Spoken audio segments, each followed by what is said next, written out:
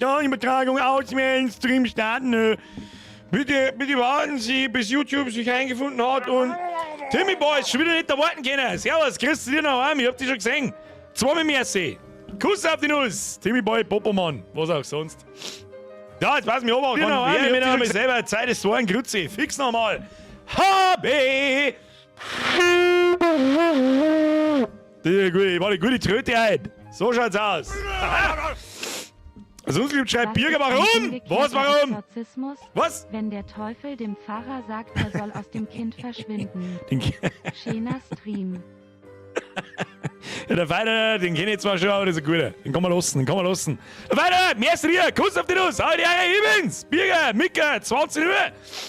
Spielen wir einfach Lionhearts. Da bin ich gespannt. Ich freue mich die ganze Woche schon drauf. So wie es ist. Sagen so viele Leute, dass es was Gutes ist, dass du sagst, gibt's das. Lass mal den Handy-Schunter aus und kriegst du mal in den Haufen hinein.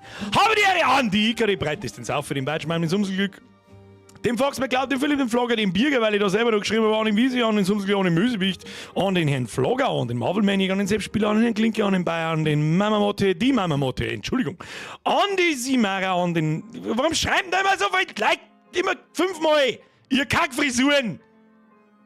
Fix! An die Sam Crow Wife, an den Rest der Mods, an den Borndelkram, an den Schall, an den Bast, an die Königin Els, an den Meinmeiker, an den Schnutschi, an den Bösel, an den Herrn Ludwig Söllner, ich muss aber die Leute überspringen, an die Lea, an den Forest Quarter, den glaube ich haben wir schon gerade, an den Robert Dinieri, die lese ich auch wirklich jeden Montag und jeden Mittwoch. Jeden Montag und Mittwoch lese ich diesen Namen. Robert Dinieri. So. Daumen hoch, fest liken, sagt der Sinara, da hat er allerdings recht. Da haben wir noch kein Stück geleistet, drauf geschissen, aber erst mit den Like-Button hineingesmashed. So, wir spielen heute Valiant Hearts, The Great War. Das Ding habe ich, glaube ich, schon seit... Eigentlich schon immer auf der Liste, aber ich habe dann wieder eine Zeit nicht dran gedacht und dann wieder doch und keine Ahnung. Und ich habe ehrlich gesagt keine Ahnung, was das für eine Art von Spiel ist. Mir wurde mitgeteilt, es ist ein Adventure.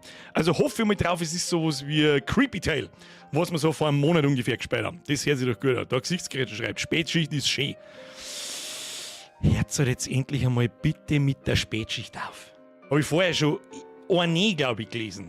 Ich glaube, das war die kleine Miezi, war das. Die schreibt aus der Spätschicht um 5 Uhr Nachmittag. Da war ich verwirrt. Wer ist denn um 5 Uhr auf die Nacht in der Spätschicht? Das verstehe ich nicht. Spur finde ich persönlich echt gut. Das haben Fehler geschaut. Das spricht mir übrigens Valiant aus. Echt?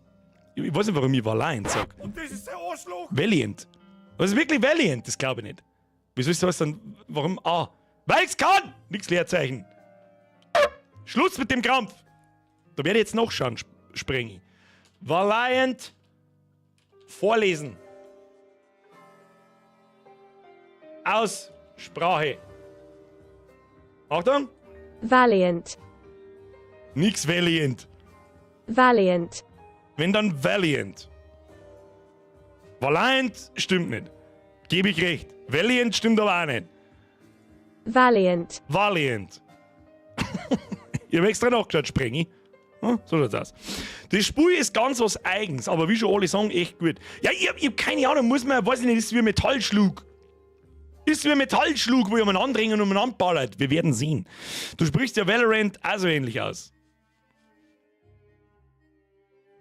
Stimmt. Stimmt, Padre, hast du recht. Ich weiß nicht, wie ich auf Valiant komme. Das habe ich mir wieder iPad. Es gibt nur US... Valiant. Valiant. Valiant. Valiant. Nehmen wir es Valiant. Valorant und Valiant, so kann ich es mir merken. Padre, das war ein guter Vergleich. Guter Vergleich. Sehr schön, so kann ich es mir merken. Hab's vor circa einem Jahr gleich zweimal durchgespielt, ist ganz toll erzählt und klasse gemacht. Weiß jetzt nicht zwingend, ob es für den Stream geeignet ist, aber es ist wirklich toll. Da haben wir schon öfter gemeint, dass Spiele nicht für den Stream geeignet sind und dann waren es brutal. Violent Hearts, so nennen wir es. Valiant, nehmen wir es einfach Freile Herzl. So. Creepy Tale in traurig, da bin ich aber gespannt. Salve, endlich Birkbert, Mittwoch gerettet. Ja, möchte ich aber hoffen. Blubblab. Gell, du hast meinen Vorschlag mit Valiant Hearts umsetzt. Grüß, Herr Bayer, Kuss auf die Nuss. Sicherlich. Tja, machen wir die ganze Scheiße dazu. Brauchen wir es nicht. Kommt der Alex aus Ö, ja? Weil wir am Montag noch nicht genug gehabt haben. Bolivia schreibt Donos wo? Warst du am Montag nicht dabei? Das hat schon einen Grund, warum heute wahrscheinlich, oder warum es jetzt mal eine Zeit lang hoffentlich wieder ruhig ist. Aber der Alex aus Ö hat da was dagegen. Da müsste Herr Bauer. Jetzt wieder ein Resub. Grüß, das ist der Reich! Nee, das ist der Schund. Birger, du bist schrecklich. Seit du am Montag Snowrunner angepackt hast, habe ich wieder dermaßen Bock drauf, dass ich wieder reinsuchte. Tja, ja, ein Klopfgerät. Ich habe mir, glaube ich, auch spontan dazu entschieden, dass wir mir einen Simulator-April draus machen. Also ich bin mir noch nicht hundertprozentig sicher, ob wir nächste Woche nochmal Snowrunner spielen, sage ich freiwillig, wie es ist. Birger, danke, dass du Ma immer aus schwierigen Situationen außerübst Ich tue und überhaupt nie nichts. auf wandernde Gedanken bringst. Ist vielleicht schon. Absoluter beste Herz. Ja, Alex, also! Das ist zu viel des Guten. Küsschen aufs Nüsschen, schöne Grüße nach Österreich. Ich habe da übrigens einen Meterstab, weil ich Pflanzentipp ausmessen habe müssen. Aus diversen Gründen. Niemand ausgeflippt. Nein, wir reden wir nicht drüber. Nein, wir erwähnen wir das gar nicht. Nein, weil jetzt gleich wieder hier.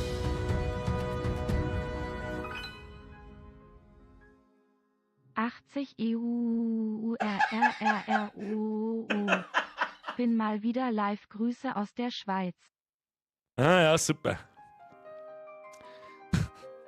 Sitzgrätschen, merci dir. Ich wollte gerade sagen, wir reden nicht drüber. Dann dachte sich der Typ aus der Schweiz, ja, was sind 80 Euro? Ist mal wieder live dabei. Grüße in die Schweiz, danke dir. 80 Euro haben bei euch hinten gegeben. Wie bei uns zum Zwiegel 50 geht. Ich habe kein schlechtes Gewissen nicht. Ihr müsst ja wie am Schluss. Wir reißen uns heute ein bisschen zusammen. Das am Montag ist völlig aus dem Ruder gelaufen. Please. Please, chill die Scheibe der Knie. Ja, bitteschön. Haben Schweizer eigentlich Knierscheiben? Frag ich mich da. Ruhig! Könnte man ändern. Nein, das tun wir nicht. Timmy Boy, du hast nichts geschrieben, ich habe nichts gelesen, der Rest hat nichts gelesen. So. Juhu, was wäre ein Stream ohne goldenen Rahmen? Ja, das war, irgendwie war es tatsächlich seltsam. Aber ich habe mir auch gedacht, so, ja, da chillen wir jetzt mal wieder ein bisschen. Bei mir war es Alien mit 11. Was schreibt denn der Birdlike schon wieder? Basti, probier's aus. Ich habe damals mit 10 auch Tanz der Teufel ausprobiert. Das ist doch gelungen! Wo hättest denn du den ungeschnitten damals hergebracht? Mit 10? Ja, hat er total gelungen! Und wie ich 10 war, ja, da war ich genau auch in meiner Filmsuchtphase. Wir haben auch alles getan, dass wir irgendwo Evil Dead, den originalen ersten Teil, ungeschnitten wohlgemerkt, irgendwo herkriegen. Das muss jetzt leider einer schreiben, wo du den damals hergehört hast. Bei mir haben wir nicht zurückgekriegt. Nicht einmal vom Filmhändler, vom Paul Gauer! Vom Filmhändler vom Flohmarkt. Der hat alles gehabt, alles!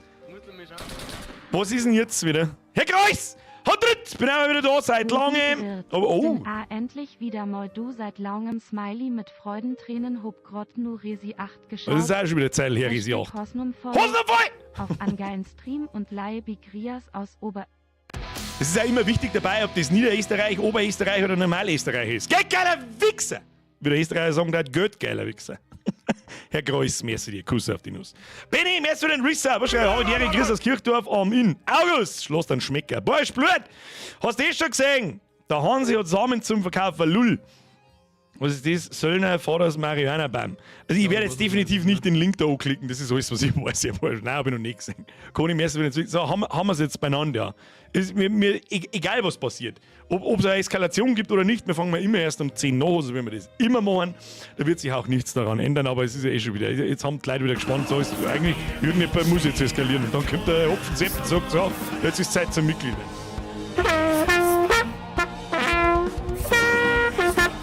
Da war ich gehört! Hopfensepp, merci für die Mitgliedschaft. Welcome to the Squad. Ab in den Chat. Habe ich Ehre an den Hopfensepp.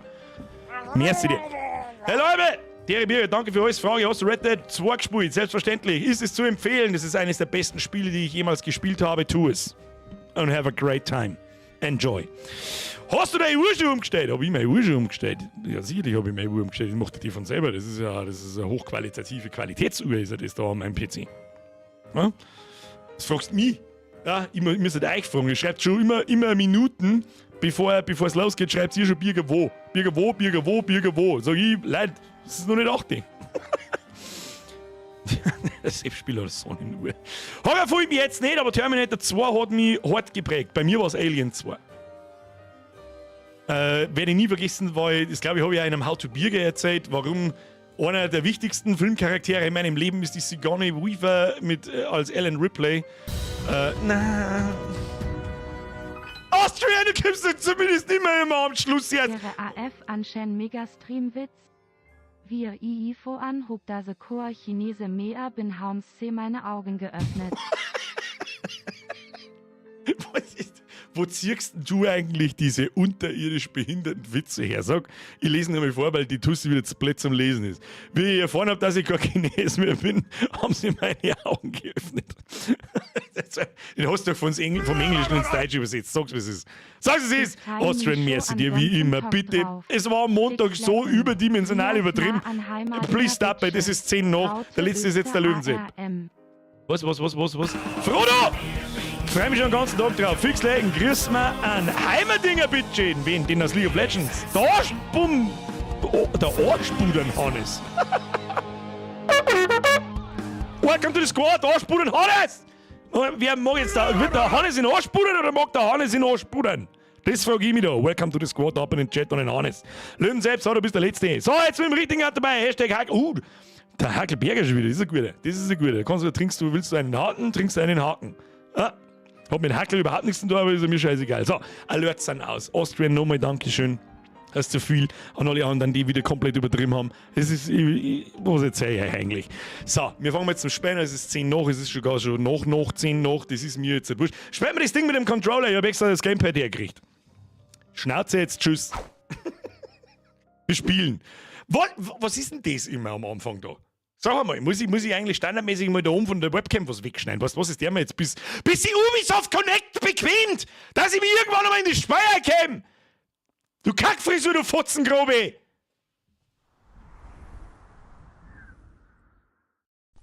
Piano. Da ist Ubi Art gestanden, fast Ubi Hard. Ja. Ich stelle mich schon mal mental darauf ein, dass es eine ziemlich traurige Geschichte wird, weil das her und der Musik schon.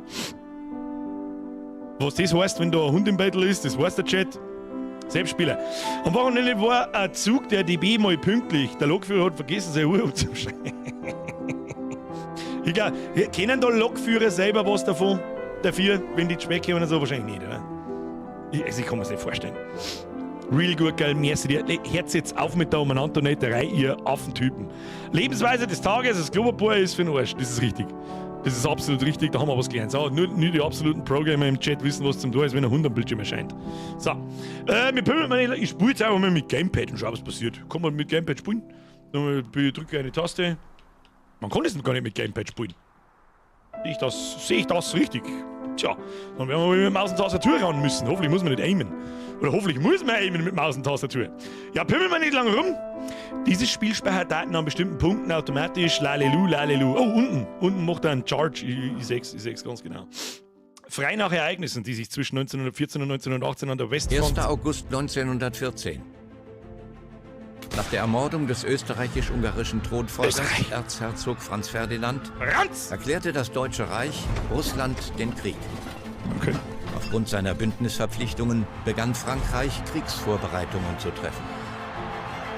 Wenige Stunden nach Ausrufung der Generalmobilmachung wurden die in Frankreich lebenden Deutschen aufgefordert, das Land zu verlassen.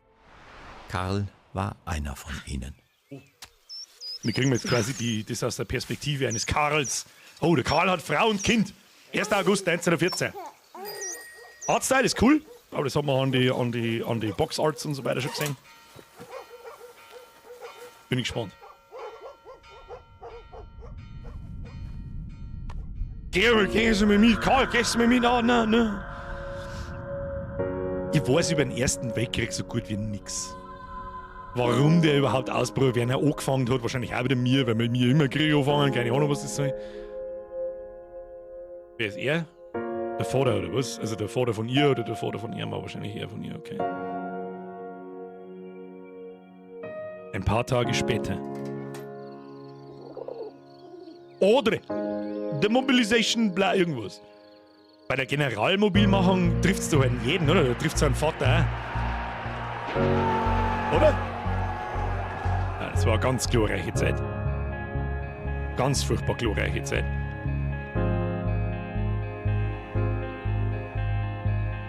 Muss er jetzt auch gehen, oder wie verstehe ich das? Jack the Ripper, wenige Tage nach Karls Abschiebung forderte der Krieg einen weiteren Tribut und trennte Marie von ihrem Vater Emil. Aha, also wir sind mal Franzosen. Schweren Herzens verließ Emil seinen Hof, um sich in Sermiel zu den Waffen zu melden. So wie Millionen anderer hatte er nicht die geringste Ahnung, welches Schicksal ihn erwartete. Ich hab auch nicht recht viele Filme angeschaut in Bezug auf den Ersten Weltkrieg. Da gibt's auch nicht richtig viel. Aber an der wie heißt im Westen nichts Neues, ist einer der jüngsten. Das war schon ziemlich krass, muss ich sagen. Und dann gibt's noch einen, der glaube ich erst einfach 1914, kann das sein? Den habe ich gesehen. Der ist so gemacht, als wäre es eine einzige Kamerafahrt von ganz Anfang bis Ende. Ohne Cut, ohne alles. Das ist schon ziemlich krass. Okay, ja gut. Also ich hätte, wenn ein Krieg ausbricht und Generalmobilmachung, da ich mich sofort weigern und sagen, fick dich, ich sperr mich ein oder was weiß ich, was du tust. Weil hier richten werden sie dann den schnell. Was ist denn jetzt? Was, ich muss mit den Pfeiltasten spielen, Alter. In welchem Jahr haben wir denn jetzt? Ja genau, da muss ich mich von so einem Trottel ableeren lassen und dann wirst du vierig geschickt und kannst dich von einer Drohne in die Luft springen lassen. Herzlichen Glückwunsch. Oh, okay, was haben wir da? Tab. Oh. Die Kriegserklärungen.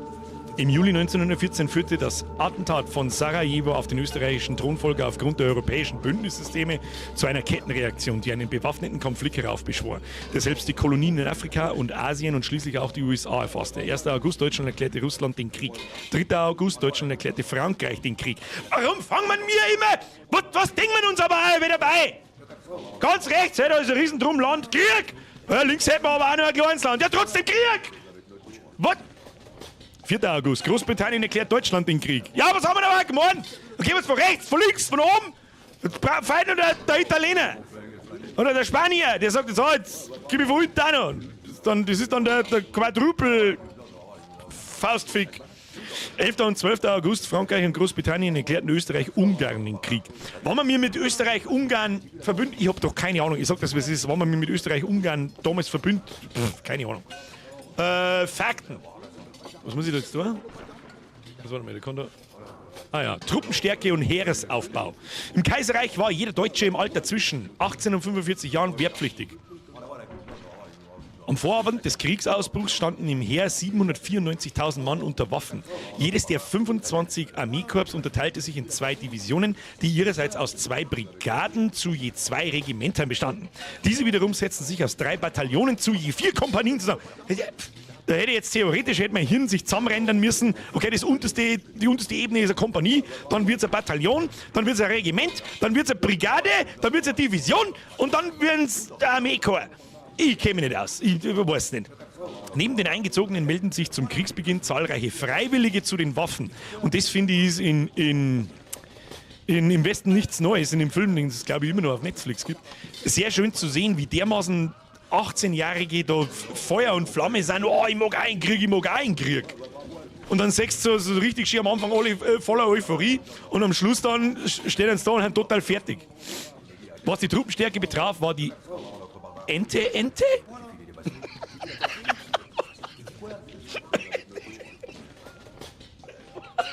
Was die Truppenstärke betraf, war die Enten. Ich kenne das Wort nicht. Ich sag das, ich muss mich outen, ich kenne das Wort nicht. Was ist eine Ente? Entente. Entan. Keine Ahnung. Den Mittelmächten zahlenmäßig überlegen. Was ist die Entente? Egal, weiter. Das August-Erlebnis. Der Kriegsausbruch wurde von den Bevölkerungen der meisten beteiligten Nationen erstaunlich gelassen aufgenommen. In Deutschland rechnete man mit einem schnellen Sieg. Ja, das haben wir irgendwie immer. Über die Erzfeinde Frankreich und England und selbst die pazifistischen Sozialdemokraten konnten sich mit dem Krieg arrangieren, da es im Osten gegen die reaktionären Zaren ging. Auch eine ganze Reihe von Künstlern und Intellektuellen nahmen den Krieg mit Begeisterung auf und meldeten sich in einer Art nationalen Taumel freiwillig zu den Waffen. Was ist denn los gewesen damals? Wie dumm waren die Leute damals? Warum? Also ich gehe jetzt mal davon aus, das sind echte Fakten. Ja? Also das stimmt, was da steht. Das werde ich jetzt nicht hinterfragen. Die Erfolge der ersten Kriegswochen. Schon bald nach der Kriegserklärung begann die deutsche Großoffensive. Unter Verletzung der Neutralität Belgiens rückten deutsche Truppen bereits Ende August auf Paris vor. Die französische Armee zog sich auf breiter Front zurück. Viele ihrer Soldaten, französischer Panzer hat bloß einen Gang, einen Rückwärtsgang.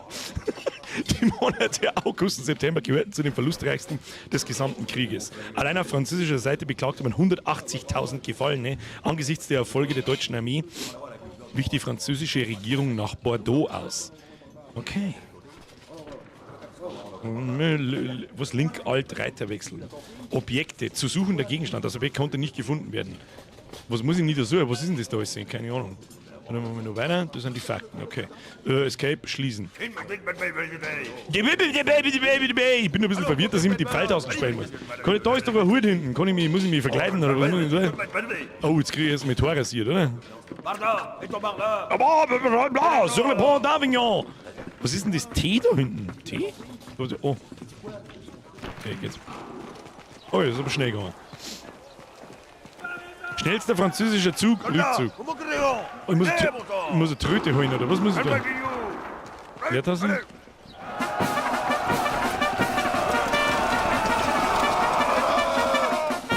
Leute, wenn Sie jetzt schon das Chargen anfangen, dann hat's. Muss ich jetzt auch chargen?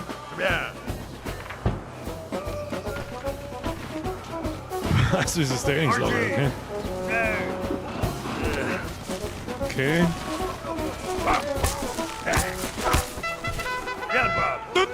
Das kann ich auch, aber... Ja, nicht ganz so gut, aber das muss gleich mal für euch abbauen. So, was kann ich da? Leertaste. Okay. Hier. Achtung.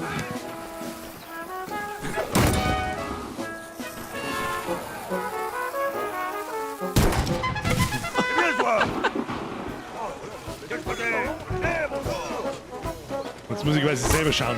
So ist richtig. Ja, ich hab schon verstanden. Also die Steuerung ist ein bisschen sehr seltsam. So, aber es ist, wir es gerade Shift. Und dann werfen wir da hin so. Ja.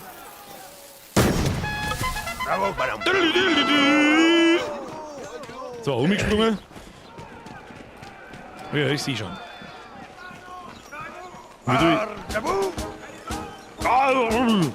Sur le Pont d'Avignon.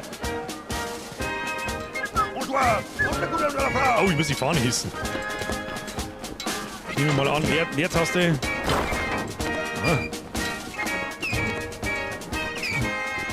Aha. Kannst du nicht auf Controller umstellen? Gute Frage, ich hab's noch nicht probiert, um ehrlich zu sein. Meine liebe Marie, wir sind jetzt auf dem Weg nach Paris.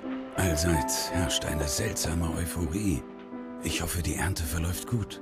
Scheue dich nicht, unsere Nachbarn um Hilfe zu bitten. Es sind großmütige Leute. Ich schreibe dir bald. Bitte küsse meinen kleinen Enkel von mir.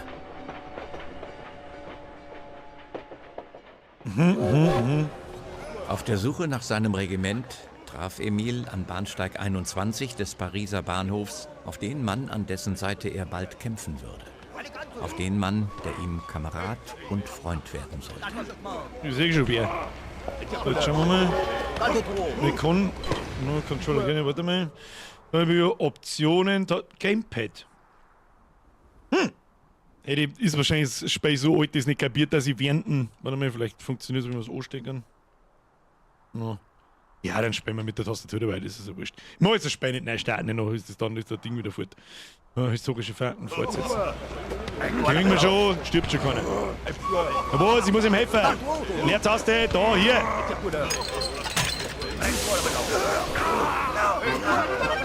Wieso kriegt denn der schon wieder Schläge? Weg jetzt da. Was mit dem anderen Ding? Kann man mal nach rechts. Oh, kann man das nehmen? Schmeiß mir eine Flasche ins Gesicht. Hab ich schon gesehen. Hab ich schon gesehen. Oder? Warte mal. Machen wir so. Na. Ah, jetzt ist die Rätselelemente oder wie sehe ich das? Kann man jetzt so mal, kann ich da vielleicht irgendwas tun? Oh. Sur le Pont d'Avignon. Ich weiß nicht, was der mit der Flaschen? Die saufen alle. Vielleicht kann ich ihm Flaschen geben.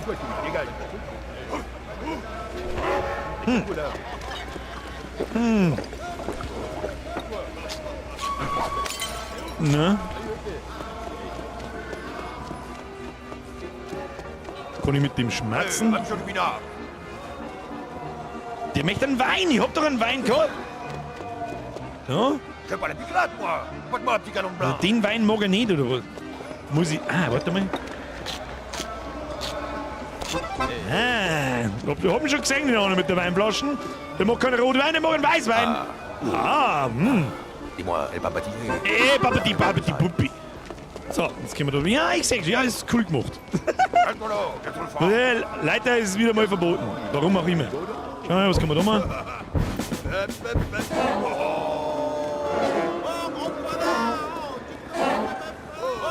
Okay, wir müssen auf alle Fälle irgendwas mit dieser Band machen. Müssen wir in der richtigen Reihenfolge, oder?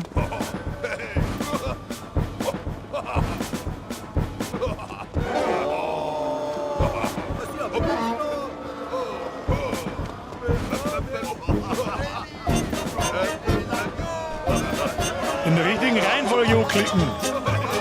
Da tanzen's! Die Franzmänner! Da liegt immer ein Stück Käse, sauberer Brie und Le Baguette und ein Wein. Ja, vom Fressen und Saufen haben sie Ahnung. Sag ich dir, was ist. Kann ich irgendwie springen? Nein. So, was muss ich jetzt da? Oh, Chuchu zugefahren. Ich hab da nur den Dampf ins Gesicht einblasen. Haha! Schau hin! Und jetzt können wir zu unserem Spezi gehen und sagen, hey, habe ich dir auf der Käufe, du bist der Beste. Thank you very much. I'm free. Where are you from? Welt?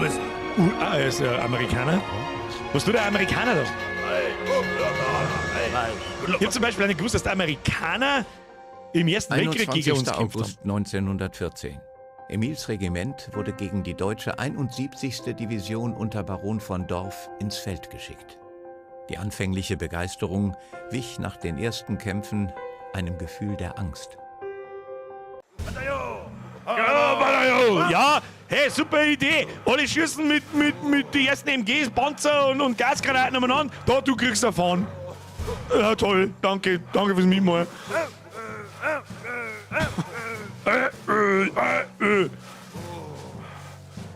Schreibt jemand, der Amerikaner haben später mit eingereicht. Wir haben es vorher gerade gelesen. Aber ich habe zum Beispiel nicht gewusst, dass die Amis im Ersten Weltkrieg involviert waren. Überhaupt nicht. Null.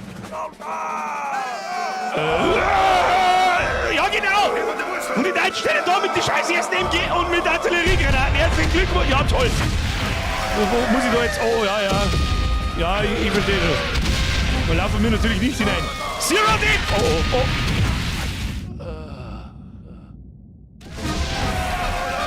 101. Wo bin ich? Da bin ich. 101. Nein, ich hab wieder einen Scheiß gemacht. Ich bin ein Vollidiot. Gut, fix. So, den erst so. Verdammte Depp.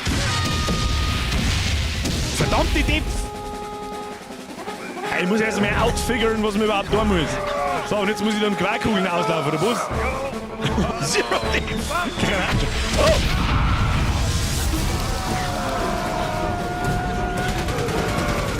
Ich laufe hinter meine Kameraden. Ich bin nur der vorne, Mann. Was ist da jetzt? Ich sehe überhaupt nichts. Holy shit! Ja, Hauptsache da liegen ein paar Menschenstücke umeinander, das ist wichtig. Oh shit, ey. Oh, ich sehe überhaupt nichts. Ich gar nichts. Ja, das war wieder ein ganz knapper Topf. Ganz knapp. Ich sehe überhaupt nichts. Ich sprinte einfach durch. Achso, ja, der mit der Fahne überlebt dann. Ja, das macht. Oh. Was? Ich hoffe, das gehört so. Ja, ganz tolle, ganz super. Haben sich richtig gut ausdenkt. Hey, da stehen jetzt 20 MGs in einer Reihe. Ja, laufen wir einfach drauf zu, das wird schon passen. Was hat man denn da denkt dabei? Ist der Emil? Mademoiselle Marie Chaillon. Soldat Emile Chaillon aus dem 150. Infanterieregiment wurde am 21. August 1914 durch gegnerisches Feuer verwundet und musste sich dem Feind ergeben. Wir hoffen, dass Sie baldigst Nachricht von ihm erhalten. Der ist nicht tot, der ist nur verletzt. Was aber damals auch wahrscheinlich... Freddy, ein in Frankreich lebender Amerikaner, meldete sich gleich zu Kriegsbeginn freiwillig zur Fremdenlegion. Hinter seiner Kühnheit verbarg sich ein Mann, der von den Schrecken des Krieges gezeichnet war.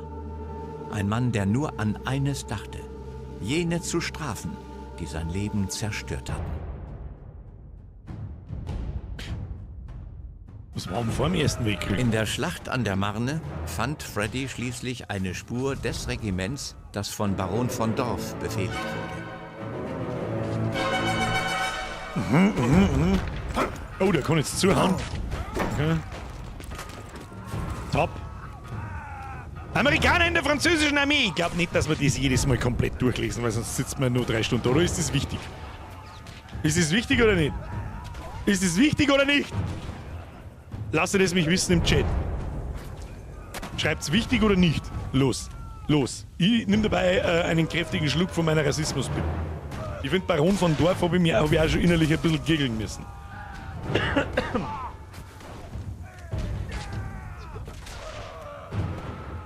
Ist jetzt sehr viel Geschichte. Bildung ist immer wichtig. Ja, Sprengi, ganz bestimmt für uns. Fürs Spiel nicht. Dann lassen wir das, sag ich dir, was ist. Aber es gibt da Gegenstände zum Suchen. Da haben wir in der anderen Runde haben wir keinen einzigen Gegenstand gefunden, oder? Oder gilt das fürs ganze Spiel? Naja, gut. Auf geht's, gehen wir. Alle! Die Brücke müssen wir sprengen. Wie können wir da... Okay. Dann können wir quasi... Was? Dann... Ah, 2 mal Leertaste. Ah, das findet man schon aus. Findet man schon aus. Was soll ich da damit? Ah ja, typisch amerikanisch, da ist neues Tagebuch freigeschaltet. Was ist das? Tagebücher? Endlich, ich kann es kaum erwarten zu kämpfen. Vielleicht lindert das etwas von dem Schmerz, den ich innerlich spüre. Oh, da haben wir noch... Was haben wir da? Ach, das ist... Ja, okay. Das sind die Tagebucheinträge von den Geschichts... Okay, Leertaste. So, wie ist das gleich wieder gegangen? Mit Shift. Oh! Jetzt haben wir zufällige Münzen. Okay, so muss man die Gegenstände also finden. Wie kann man... Ich weiß nicht, wie soll man da aufgeben oder soll ich das wegspringen da? Soll ich das wegspringen da? Ich springe es jetzt einfach weg da. Ich hab lieber noch irgendwie. Ah, oh. Ja, okay, jetzt können wir auf chargen. Charge! Ja, ich spring Brücken mit meiner Granaten in die Luft. Ja, das schaut schon wieder nach einem großen Spaß aus, der jetzt gleich wahrscheinlich wieder passiert und überall fliegen Granaten und Querkugeln umeinander. Kann man was lernen? Nein! Oh! Muss ich mich irgendwie verstecken oder so ein Scheiß? Na, andere Richtung. Warte mal. So, und die wirf ich auch gleich unten rein, damit es gleich mehr Ruhe ist. Ah, okay. Hab schon verstanden. Oh, nein. Schnell, wenn ich nachladen muss. Auf! Ja! Und jetzt? Was ist das da? Oh, nein, was? Das kann ich ins Ziel stellen. Was? Warte mal. Ja.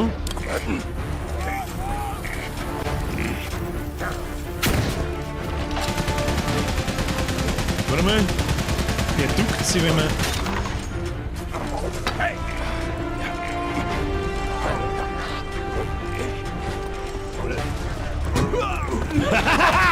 Hat sie schon. So, dann verprügelt man den MG-Typen. Dann können wir nicht. Also können wir nicht. Müssen wir nochmal zurück und nochmal... Na, da geht's oben. Oh, okay. Oh, können wir schwimmen? Ein Ubisoft-Spät, im Ubisoft-Spät kommen wir nochmal nicht. Oh, da haben wir das.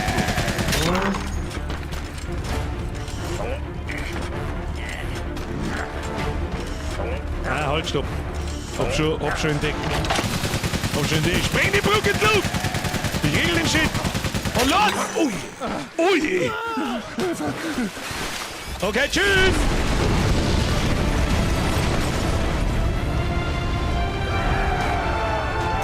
Nächstes!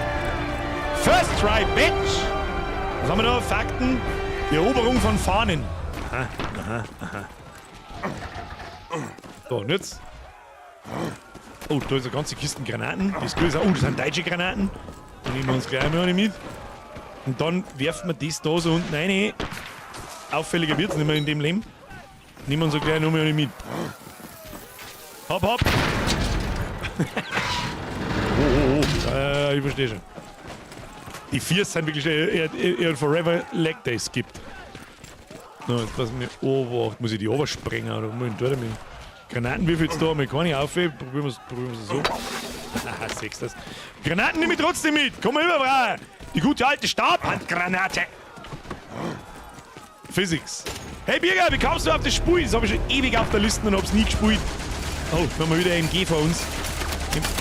Das war knapp. Ah, ich hab schon verstanden. Okay. Ich finde den Comic-Stil cool, dass das so in Comic-Panels einblendet wird. Ich möchte bloß einmal sehen, wie lange der braucht zum Nachladen.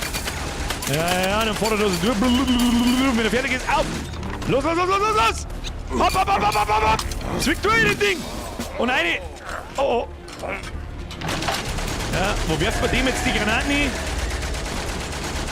Durchs Fenster oder was? Nein, das geht nicht. Da müssen wir es da oben einschmeißen.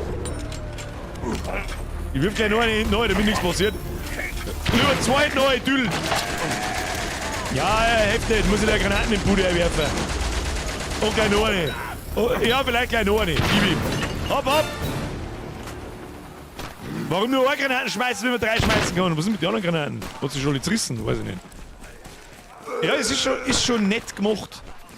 Ah, jetzt mal wieder das Ding zusammengeschissen. Oh, ist es der Baron von Dorf? Du hast ein Objekt übersehen. Geschissen auf Objekt. Ja, natürlich. Was haben die? Oh! Ich lauf. Okay, wir haben eine Bude. Wow! Okay, chill die Kniescheibe. Wir müssen wieder irgendwas aufschmeißen. Ich weiß bloß noch nicht was. Oder Traute. Aha! Na, der gute Wein! Oh. Was denn? Der wenn mich sagt, bin ich wahrscheinlich gefickt. Warte mal. Müssen wir ihm... Wie schmeißt man jetzt da, dass er da nach links geht? Einfach am Boden hinten oben so. Na, das checkt er nicht. Wir müssen ja hinter ihm kommen, wahrscheinlich, weil er mit dem Bajonett tut er uns weg. Ja. Du kriegst sauber auf den Degel, du Huren! Was ist da? Ah, okay. Oh, ein Gemüse? Ja, glaube ich, ja, habe ich schon entdeckt, was man tun muss. Auf. Und runter mit dem Huren! So. Aber mit dir? Der Amerikaner, der nicht schießt. Das kann ich sehen. Ich mag auch mal MG schießen jetzt da mal. Oh! Ach, das war der Fakt. Wenn man die Fahnen nimmt und es reißt, hat man verloren und wir sehen nicht. Bist du ein Army oder ein Deutscher? In dem Fall sind wir jetzt Amerikaner, beziehungsweise eigentlich Franzosen. War der deutsche Plan gescheitert. Ah, schau hier. Die Front verlagerte sich nach Norden. Ist nett gemacht. Und verfestigte sich mit Einbruch des Winters. Die Soldaten gruben sich in einem gewaltigen Labyrinth von Gräben und Tunneln ein, die das Bild vom Ersten Weltkrieg auf ewig prägen sollten. Karls Regiment zog sich bis nach Neufchâtel zurück, in das Feldlager, in dem Emil gefangen gehalten wurde. Oh, müssen wir jetzt den Opa befreien, oder was? Und jetzt sind wir... Ah, jetzt müssen wir jetzt die deutschen Trottel Suppen kochen, oder was? Ah, ich mag ja Wurst! Freilich mag ja Wurst, ist ja klar, was da denn sonst? Gib Wurst! Wo Wurst? Ist das ein deutscher Hund? Können wir den irgendwie mitnehmen oder so? Hinterhang Mellet! Da muss man dran, hat's geheißen. Freilich kriegt der Hund eine Wasser, der kann nichts dafür. Das ist laut Ersatz oder Watz oder wie auch immer. So, wunderbar, so. Ein Suppenkich. Oh, Hebel betätigen, das kann ich. Oder auch nicht. Kann ich da ziehen? Nein, auch nicht. Kann ich irgendwas machen? Nein. Da hinten war ein Foto, ich hab's genau gesehen. Wieso ist denn er ein Deutscher? Ach, er ist mit seiner Tochter. Jetzt verstehe ich's. Marie. Mein lieber Vater, wir leben in ständiger Ungewissheit. Die Deutschen benutzen die Bewohner von Saint-Mihiel als lebende Schilde gegen die französische Artillerie. Ich hoffe, die Deutschen behandeln dich gut und deine Wunde verheilt langsam. Ich lege ein Foto von Viktor bei und küsse dich innig von ihm. Alles Liebe. Bitte melde dich bald. Oh oh. Adieu, Karl. Ja, Joppen, keine Ahnung, was du möchtest von mir. Da Gegenstand gefunden. Ein Bettel von der Tochter. Schau mir die Bude mal aus, hätte ich gesagt. So. Natürlich wird es in der guten alten deutschen Kaserne ist. Aus einem Henkel kommen Würstel. Aus dem anderen Henkel kommt Wasser. Ja, dann werden wir wahrscheinlich dieses betätigen müssen. Einmal müssen wir die Würstel kochen, oder wie?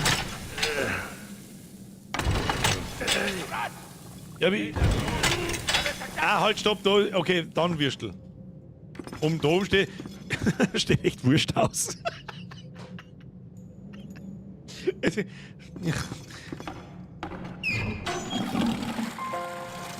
So, Wasser. Kochen. Würstel aus dem Wurstautomat. Und dann haben wir eine saubere Wurstsuppen gebaut. Da. Ich glaube auch, dass die Würstel aus der Klospülung kommen. Gib mir mal dem Hund jetzt ein Würstel! Oh oh, britische Artillerie. Oh oh, muss ich jetzt fangen, muss ich jetzt nicht greifen. Alter! Dann jetzt! Ich versteck mir Wurst aus! Ich versteck mir Wurst aus! Oh nein, nein, nein, nein, nein, nein! Was? Ja, wo muss ich hin? Ja, ich geh einfach. Keine Ahnung. Ich gebe dir ins Wursthaus, keine Ahnung!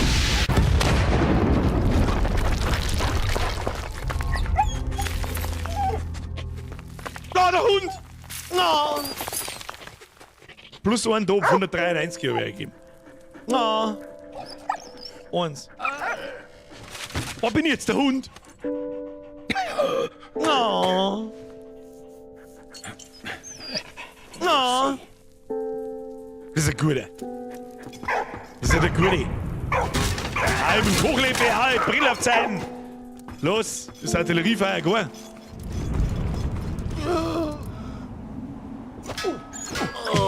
Erst mit dem Kochlepe aufgedroschen.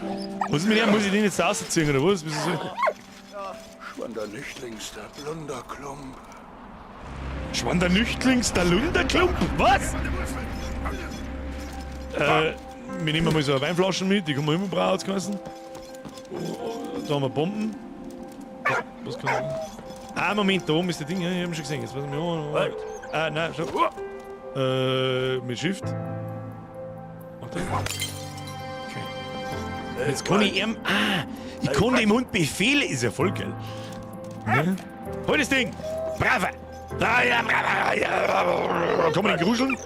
Okay. Halt! Ja, gib mir das Ding. Oh, ich schwör das Spei. Wenn der Hund stirbt.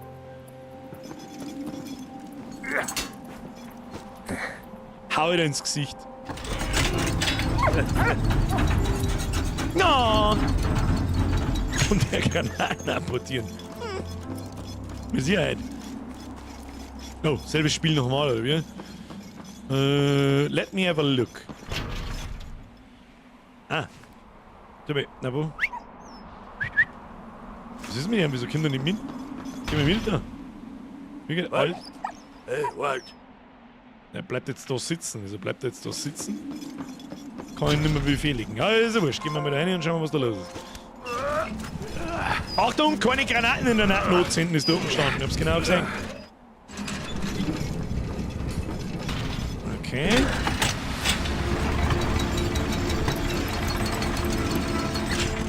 Ich weiß nicht, ob ich...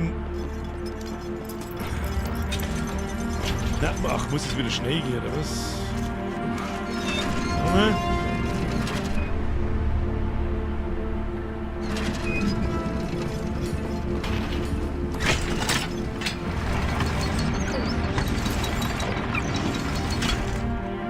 Und jetzt?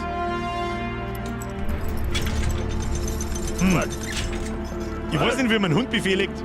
Was?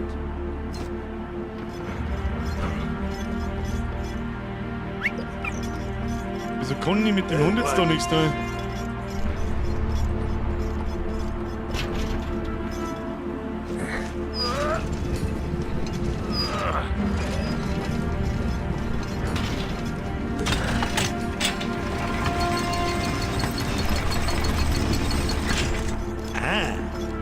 bin schon steil.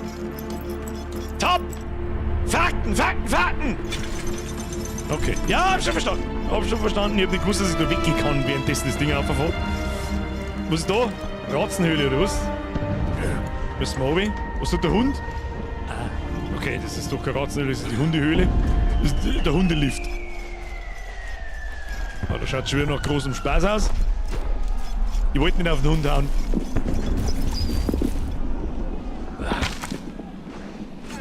Also mit meinem Kochhefe kann ich jetzt graben. Okay, ja, das macht Sinn.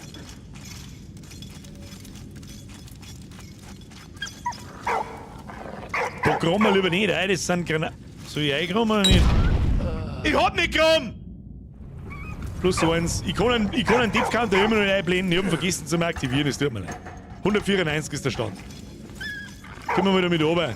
Da graben wir uns einmal durch. Was haben wir da? Was ist das? Was ist denn das? Anhänger. Oh, was, da müssen wir was aufwerfen, hab ich schon gesehen. Ja, ich hab schon gesehen. Bravo. Markier noch, hast schon recht. Du weißt bloß nicht, was wir aufwerfen. Kann man das nehmen? Nein. Nein, da gehen wir nicht noch mehr rein. Ja! Ja, da muss es ausgeräumt. Ja! Sauber genommen. Gib her. Bravo! Schaut aber nach einem sehr menschlichen Knochen aus, muss ich sagen. Machen wir so. Jawohl! Er hat ihn noch dabei, bravo. Nimm ihn noch mit. Nimm ihn noch mit, hast schon recht. Nicht 2 Gramm. Aber was du jetzt mit dem Ding? Ich möchte ja weiterkommen. Ach, den Knochen auf die Dinger schmeißen. Ja, okay. Hab schon verstanden. Buddy, geh mal mit. Ich hätte gerne einen Namen für den Hund. Der Medic. Gib mir her. Ja, braver Bubi. Schon braver Bubi. Haha! Was ist jetzt? Wie viel Gramm? Kriegen wir schon. Das ist... Ohne...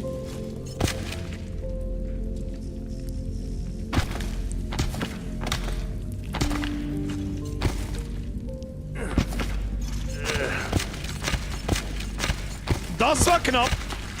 Freunde, kann ich nach oben graben? Nein. Was soll ich denn da aufgeben? Ich hab den Gegenstand schon gesehen. Was ist jetzt? Mach ja keinen Scheiß. Wurstel und Brezen! Ja, geschissen auf Brezen wieder Wurstel nämlich.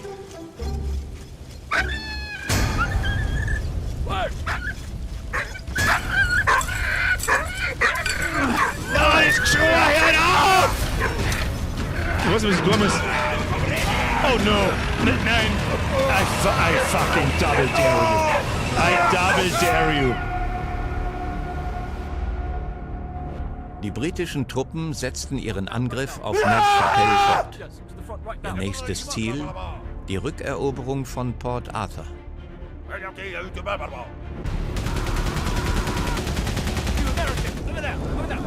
I see a lot of Daka. Oh, jetzt sind wir wieder beim Freddy. Oder? Hast du schon Freddy? Habe ich es richtig in Erinnerung? Wie ihr wisst. Mit Namen hat er es nicht so. In Deckung bleiben! Und dann einentleten!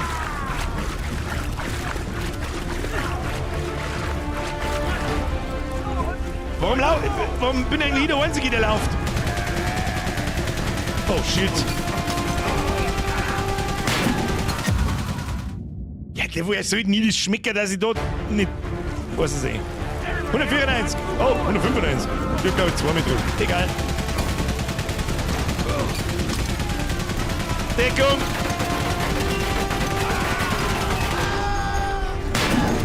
Geh mal, Burm! Das war wieder knapp. Knappe Düse. Puppedüse! Wir gehen mal, Burm!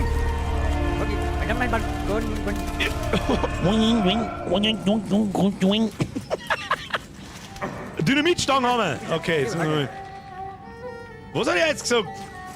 2, 3, was? 2...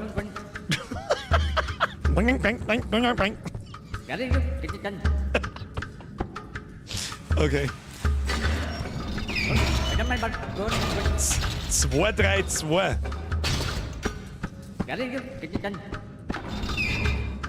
Ah, warte mal. Ich brauch 2. 2. Gib ihm. Ja.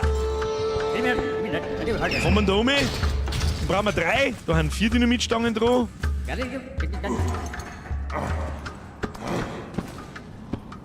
Gang.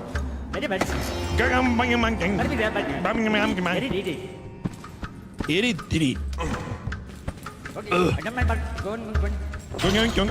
Opa, nein, muss ich umbleiben. Noch rechts. Wieso? Hängen überall 4 ohne.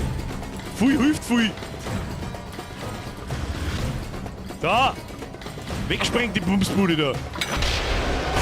Skadoosh. Dann haben wir schon da. Ich nehme aber lieber mal eine Sicherheitsdynamitstange mit. So, wie es ist. Kann man nirgendwo haben. Schon wieder Würstel! In ganz Deutschland hängen überall nur Würstel umeinander. Was ist...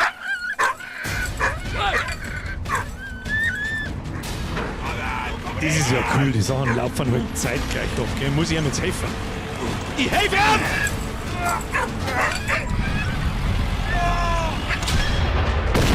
Ja! Nein, aber ein Karl haben wir, nein, Karl sein... Ja, jetzt zückt die nicht kreislichen Geräusche auf, hör auf! Please! Ja, zückenfrei! Zückenfrei! Ich zück die frei! Ja! Good boy! Oder wie die Franzosen sagen, sur le pont d'Avignon. Ja, seine Ketten können wir auch auseinanderzwicken. Der hilft uns natürlich, der hat uns einen Köfer, das ist ja gut. Merci! Du Ragnar. Ich hab Pfand zu essen, sagt er. Oh, ich suche einen Karl. Ja, ist von mir. Der Karl ist einer von den anderen, das ist nix. Ja, komm. Verzwickte Lage.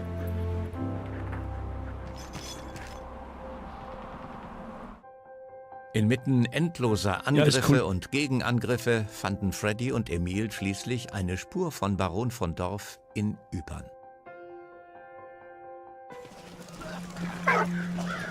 Der 22. April 1915. Oh no, jetzt kommt der Gasscheiß. Das war eine grandiose Erfindung der 22. Menschheit. April 1915 setzten die Deutschen zum ersten Mal Chlorgas ein. Asozial! Jetzt muss der Hund da durch, oder was? Ja, freilich schickt man einen Hund vor, ist eh klar. Ja, der kann unten durchgraben. Good boy. Good boy.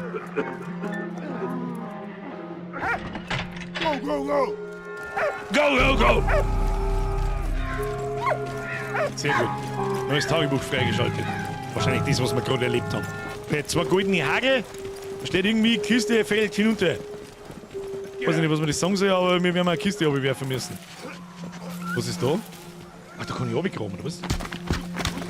Aha! Was ist die? Ah, okay.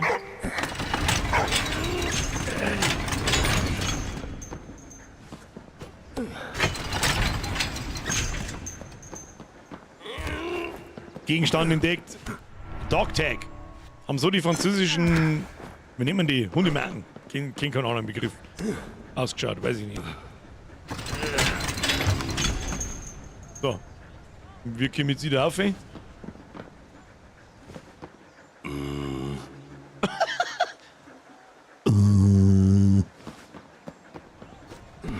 ich muss mir wieder irgendwie dazustellen, das habe ich schon verstanden. But how? Weil das fährt sofort auf. Ah, warte mal, vielleicht kann ich dem Hund was sagen. Ja, dem Hund kann ich nichts sagen. Aber. Vielleicht kann ich oben am Hund. Ah, genau. Hey, Buddy! Okay. Und jetzt? Kann ich dem Hund sagen, dass er. Ach, der Hund hat dann ein Loch, wo er zu uns wieder raufkommt. Was? Hey, was? Kommt er da hin? Beide auf. Ja, ich hab schon verstanden. Nein, stopp. So. Nein, anderen Hebe. Rauf mit dir. Hey, was? Dann. steige ich auf und sag ihm, zieh mich auf. Ja. Und er kommt dann schon, oder? Was du denn? Kommst du? Ja, dann fahr ich aber wieder runter. Hä?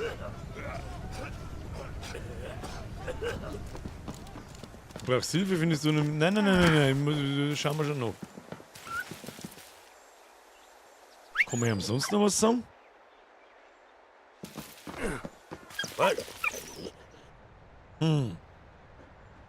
Was ich? Oder muss ich da oben? Warte. So, wenn man es mal da oben muss. Ja, ich kann ja nicht oben springen. Was?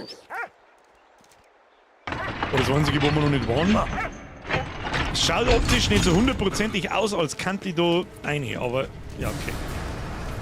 Oh Gott, das kommt jetzt wieder. Ja, schauen wir einfach mal, was passiert. Oh. Gut, die Gaskanister, was passiert, wenn wir da... Was passiert, wenn wir anziehen? Okay, da geht das Ding auf. Was haben wir da? Oh, nicht den Hund vergessen. So.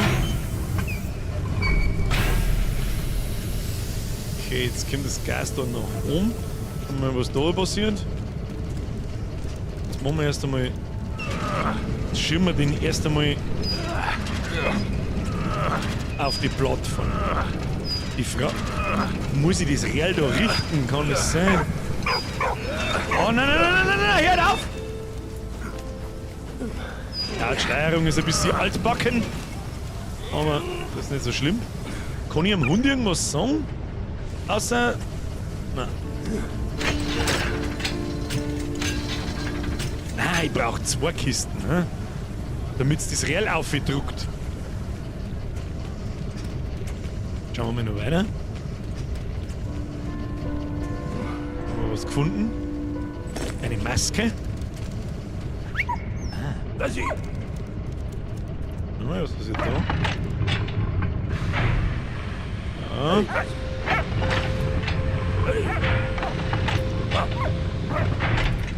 Was ich? Nochmal. Ja. Was passiert, wenn ich da dran? Ach, dann drehen sie beide.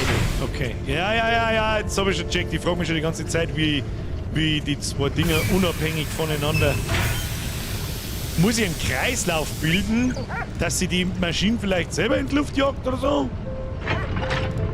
Ja, machen wir so. So. Ah, ja, genau, das meine ich. Ja, genau, jetzt ist es halber überladen. Und jetzt machen wir das bei... Oh, ist da hinten noch mehr Hebe? Warte mal, da geht's... Das darf sich schon selber killen, aber... Ach, Moment mal, ich habe ja noch eine Kiste. Ah, jetzt haben wir wieder... Mit du mir sagen, was ist das? Jetzt pass ich auf. Jetzt pass ich auf. So, du bleibst da so. So, Hundi, einmal nach oben. Jawohl, braver Boy. Braver Boy, machen wir so. Nicht aufspringen. Los runter. Jawohl, deswegen gehen die Dinger da auch noch. Ich verstehe. Wird das vielleicht von allein? Nein. Hoppala. Ja. Und jetzt gib ihm. Zack! Und jetzt raus aus der Bude!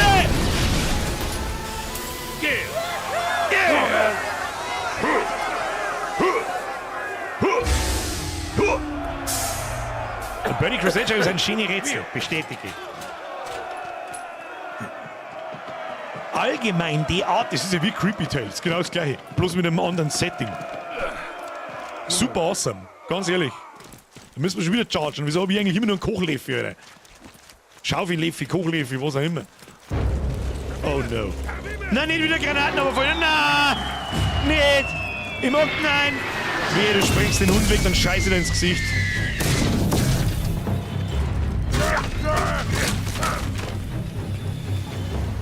Hundi! Hund, gib mich an, ich schwör's dir, der Hund, wenn stirbt, raus dir aus. Der Hund, wenn stirbt, raus dir aus. Ha! Sollen wir am Schnell ziehen? Nö. Oh, ich muss aber einen Hund irgendwie aufbringen und dann bringt mir der den Knochen. Ja, ja, ja. Oh, ich muss mich schicken. Das ist auch noch. Ich weiß nicht, was ich tue. Ich habe wahrscheinlich das Ding an den Salon hängen und einen Hund aufziehen. Ja, da sitzt mein Hund ein. Der Hund ist ein guter! So, pass auf. Hund. Rein. Gib ihm. 1. Hund, schnell! Hund, schnell! Ich sag nicht wo. Hund 1. Hund 1. Also, ja, na, 3. Hund rein. Ich schick mir eh schon. Freddy, I'm coming! Ja, braver Doggo. Ja, touchy, touchy. Machen wir so. Jawohl. Da komm ich nicht auf. Was soll ich da? Da ist SOS. Was soll ich noch machen? Da ist nur genug. Dann nimm ich wieder. Fuck, was muss ich machen? Hund. Hund rein. Fahren wir wieder auf jetzt. Ja. Ich weiß nicht, ob ich einen Hund da herum brauche. Ich hab keine Ahnung. Da. Ha! Ja, das mit dem Kochlöffel draufhauen. Ah. Stecken genug ein. Jawohl! Ja, da ist er! Thank you, my friend. You help? You help? Don't worry, friend. Don't worry, friend. Gib ihm! Ja, easy, das ist absolutes Spitzenteamwork. Oh shit. Oh shit. Wollt's wirklich sehen, die Gasgranaten gehen, die in die Bunker. Oh shit, das muss aber ganz schön schnell gehen, du. Aus der Gasbude! Und laufen. Was gibt jetzt für Korn? Wer ist sie? Oh, das ist aber eine actionreiche Szene. Sie hieß Anna, Das ist richtig eine gut. belgische Studentin aus Paris. Sie war auf der Suche nach ihrem verschollenen Vater. Diesmal schien ihnen das Schicksal wohlgesonnen zu sein, denn ihr Weg führte in dieselbe Richtung. Doch als sie sich Vimy näherten, wurden sie von einer deutschen Fliegerstaffel entdeckt. Oh, der Red Baron. War der rote Baron aus dem Ersten Weltkrieg? Ich weiß es. Oh nein. Nein, nicht sofort, Dinger. Oh no. Oh shit. Oh shit. Oh no. Ich hab ja so in dem Haus, weil lässt man ja keine Zeit nicht. Und da unten sieht man einen Schatten.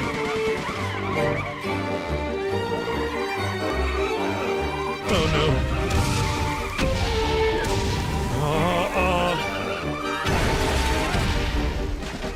Seid ihr da noch als 3D oder? Juju, Motherfucker! Ja, ich hab schon gecheckt, man sieht die Schatten unten, das hab ich vorher nicht gesehen. Aber ich vorher nicht gesehen! Also, ich muss über einleiten, ne? Oh, nach rechts, nach rechts, nach rechts. Ausweichmanöver, einleiten, ne? Ja. Das war knapp.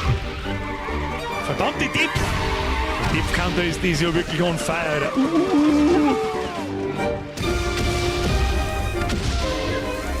Ja, wo soll ich denn da hin? Betten. Wie geil so mit den Hand wackeln, schön. Oh shit, was? Oh no.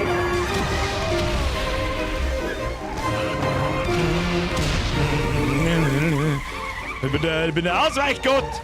Halten wir mal lieber unser Mal, sonst springt uns gleich wieder weg. Oh, ich muss jetzt auf den Scheiß einer aufpassen.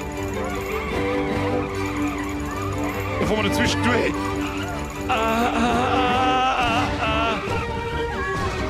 Oh no. Oh no. Oh, das fühlt sich wie ein Bossfight. Jetzt muss ich alles gleichzeitig.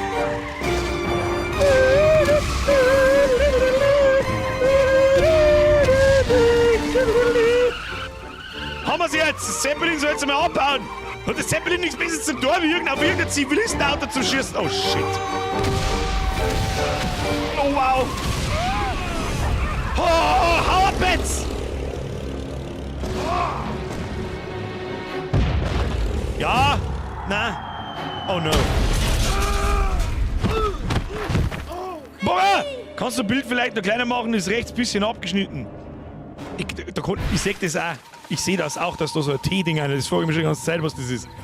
Ich kann nichts ändern dran. Das ist, was es ist. Lucky, die übersehen, wir sind wieder 45 fix, 50 Stunden gearbeitet, Vorleik Squad verpasst, ich scheiß meinem Chef im Briefkasten. Ich helfe dir dabei. Der Macke ist Mitglied geworden vor 32 Minuten, ich hab's nicht gehuldigt. Macke, welcome to the Squad. Brezen Salz, merci wieder ein Euro, Chris, merci wieder ein Fünfer, Jack the Ripper, merci wieder ein Zwickel. Ich war ins Spiel hineingesaugt. Entschuldigung. Können wir da gegen das rechts da irgendwas machen? Ich weiß es nicht. Oder mal ein Spiel. Nein. Und nein, mit Rennmodus auch, nein. Ja, die Auflösung umstellen ist wahrscheinlich ja Schwachsinn. Es ist von 2014 das Spiel. Oh Gott, haben sie jetzt aufgewacht, oder was? Was ist da los? Wow! Was? Ja, Alter, wir sollten nie hinter dem Ding sehen, dass der von da schießt. Wie war's das was da los? Ich gebe dir. Was das? Was muss ich denn da tun? Oh, plus ein Topf. 197 ist der Kanter. Ich weiß nicht so, jetzt warte mal. Kriegen das weg, kann man mir da eventuell. Ah ja. Ach, ihr geht da hin und her. Jetzt haben wir es verstanden. Wir verstecken uns da. Oh. Ja, schau, dass du jetzt lang kannst, du Arschloch! Ja, ich schick doch da nicht einen Hund vor. Kommst du? Brav. Braver Bob. Braver Bob. Der Hund läuft davor vor der Kanal.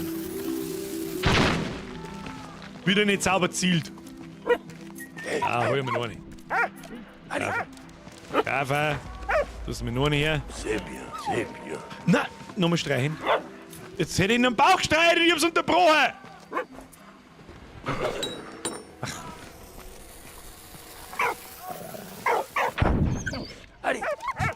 Hoi, alle guten Dinge sind 3. All guten Dingen. Ah, brav. Ich kann das wieder zurückgehen, oder? Ah, jetzt ist er eh bauchig gestreicht. Jetzt ist gut. Müssen wir es da oben reinschmeißen, hä?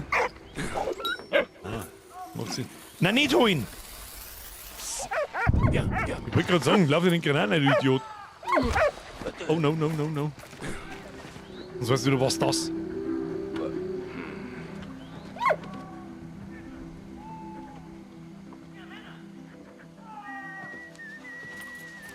Jetzt habe ich einfach gerade nicht aufgepasst. So, das freiwillig ist, ich habe in den Chat eingeschaut. Und jetzt Vollsprint. Los. Jetzt haben wir wieder Entdeckung. Sehr gut. So, Kochlöffel drauf. Hat noch nie geschaut. Dann verstecken wir uns da drin. Okay. Was?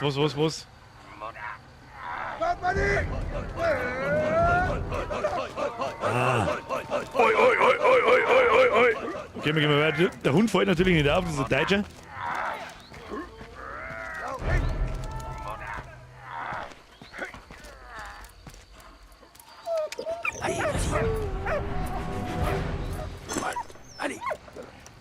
Okay, wir haben mal irgendeinen Gegenstand gefunden, das hilft uns genau einen Scheißdreck. Oi. Ich laufe jetzt da mal und schaue, was mich erwischen. Nein, sie erwischen mich nicht, passt schon. Gauli! Bussi, du selbst Bierger, nimm uns ein still, so arbeiten und ein bisschen Bierger dabei schauen, beziehungsweise zumindest hören. Herr Gauli, ich hoffe, es ist Ihnen ein Hochgenuss des Audioschmauses. Merci dir. Viel Spaß in der Arbeit, was auch immer du gerade treibst, um 10 nach 9 auf die Nacht. So hat niemand mehr arbeiten müssen auf der Welt. Merci dir. So, was haben wir da?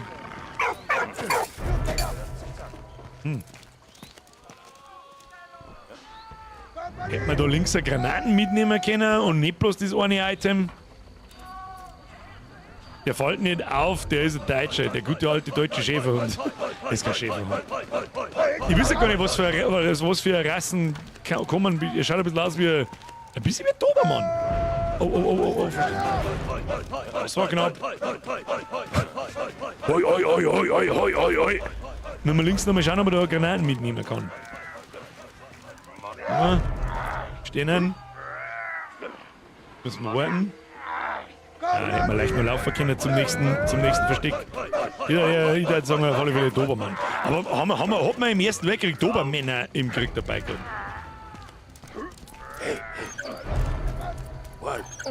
Aber da ist nichts mehr.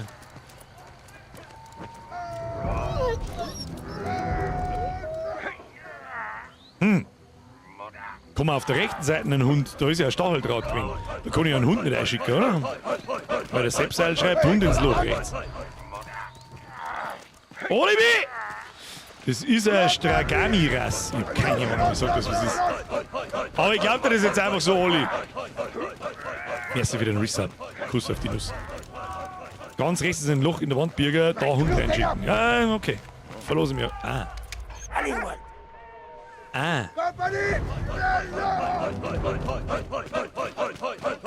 Jetzt muss ich wieder mal schnell schauen, ob ich mit dem dann rechts da irgendwas tun kann.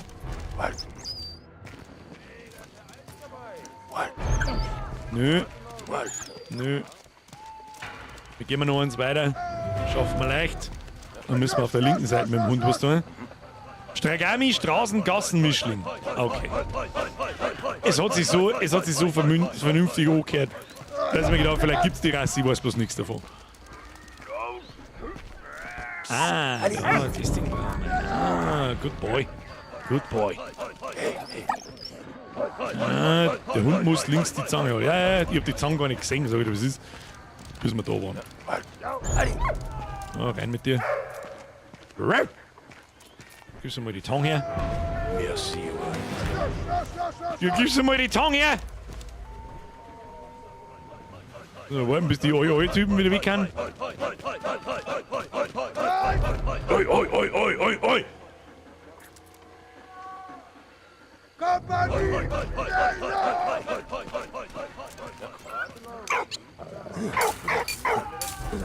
Nicht so laut Bein.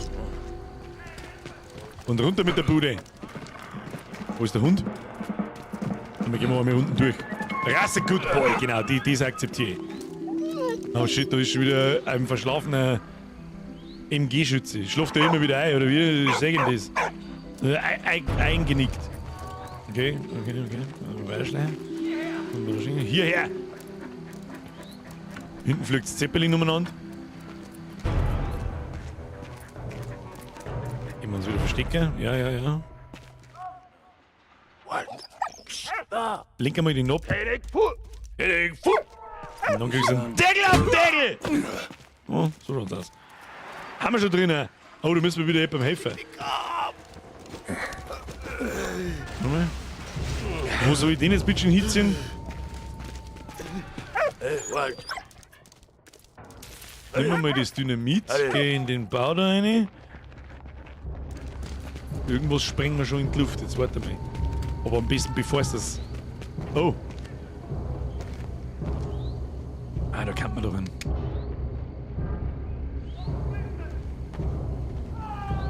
Von Kim Ida, wir haben wir noch mehr Dynamit oder wie läuft das? Oder muss ich ihn wieder zurückholen wahrscheinlich? Okay, er hat eine Dynamitstange. Was haben wir das Dynamit her? Es ist wichtig, dass man den Hund jetzt mal streicht, wenn er was gut gemacht hat. Trage mal du das, mehr kann ich nämlich nicht tragen. Björn! Das ist zu viel und du weißt es! Le Dude! Hab ich dir bin auch gerade von der Arbeit heimgekommen, pfui Teufel! Ich hau mich gleich in Nachschlagsquad und einen ersten Zukunftsbürger noch auf Feuerfeld. Dann sag ich einen Vergangenheits-Zukunfts-Björn, merci dir, 25 sind 2, Kuss auf die Nuss, Schluss damit. Jetzt müssen wir da oben googeln, oben gondeln. Okay. Bonjour. Ja, wir haben bloß ein Dynamit. Wo kriegen wir das zweite Dynamit her? Sagt da noch irgendjemand ein zweites Dynamit hinter um einen Anlegen, wo man eventuell einen Hund hinschicken geht? Oh nein, Hund. Da bleiben. Böse. Ja, ist gut. Irgendwo muss noch ein Dynamit umeinander düdeln. Brauchen wir schließlich 2. Ich sehe aber da. Ja, das habe ich nicht gesehen. Oh, da Dynamit! Oh, hab schon blitzt, oh, hab schon durchblitzt. Aber was ist das? Was bei denn? Ach, da oben ist was. What? Hey, Ja, wie soll ich denn da einen Hund aufbringen? Weiß ich nicht. what? Du gehst jetzt durch das Loch da durch. Sehr schön. Da draußen. Hey, Wo ist mir das Dynamit? So ist gut. So ist gut. Dann gehst du da oben wieder durchs Loch durch, kommst zu mir und dann springen wir die scheiß Bude da vorne weg.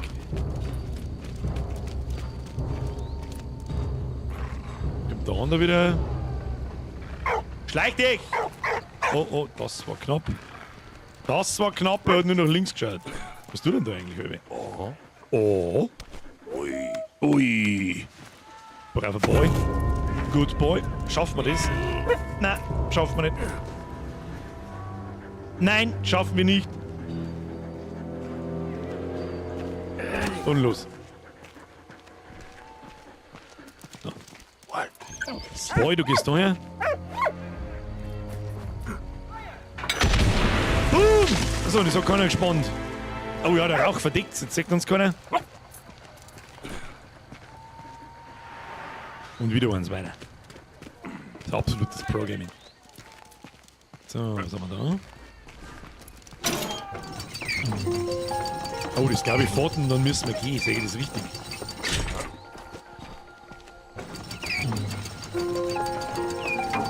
Ah, easy. Die easiesten Sachen of my life, du. Und wir kommen jetzt wieder durch. Top. Die Schützengräben.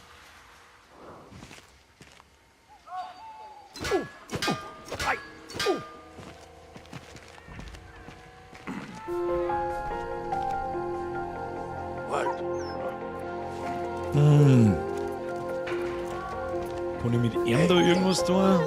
Nein. Kann man graben.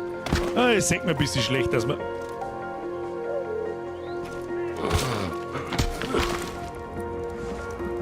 Gehen wir den Clip hin? Komm, dreh dich um. Ach so, ich muss mich da verstecken. Okay.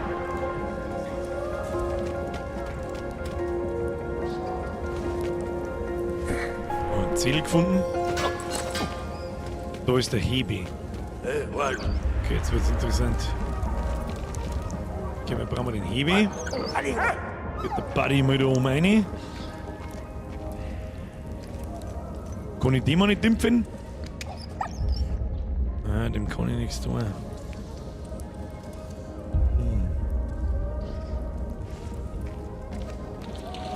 Wir brauchen mal.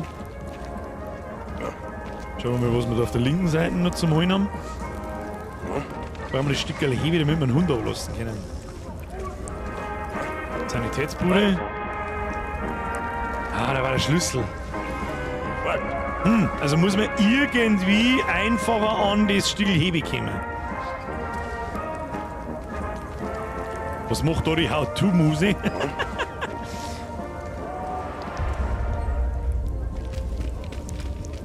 Da müssen wir irgendwie um. Ich seh bloß nicht wie und wo. Was ist?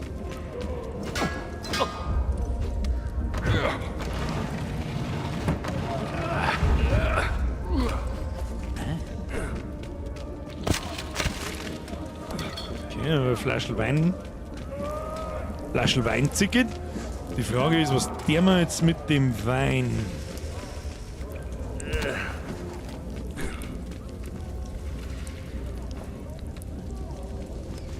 Nix da. Das ist schon mal wieder weg. Ah, mir kann man den anderen Typen ablenken. Ah. Wir könnten den Typen ablenken. Aha! Gibt's einen Suppleffe am Kopf? Oh, nicht. Oh, ich renn schon wieder in Granaten rein. Ich brauche keine Hilfe. Da, hier! Kriegst du das? Stecken wir da den Teufel rein und sagen wir zum Hundi, du gehst da rein. Braver Boy! Good Boy! Bestest Boy!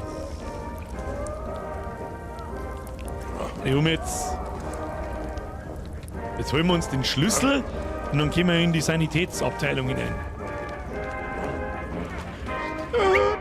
Ist denn heute schon wieder Volksfest? Game sagt, der Pro-Gamer braucht Hilfe. Hilft nicht. Das weiß ich nicht, dass ich ein Pro-Gamer bin. Der Black Bimmer! Die hab ich auch gesehen. Mir ist wieder ein Drilling. Leute, Schluss. Was ist jetzt das da? Hundstürzen! Hundstürzen? Ja, lenken ab und dann klaust du mir den Schlüssel. So, passt. Hey, Boy! Boy! Yes, Good Boy. So, Schlüssel rein, umdrehen, Abflug! Oh, was ist das wieder?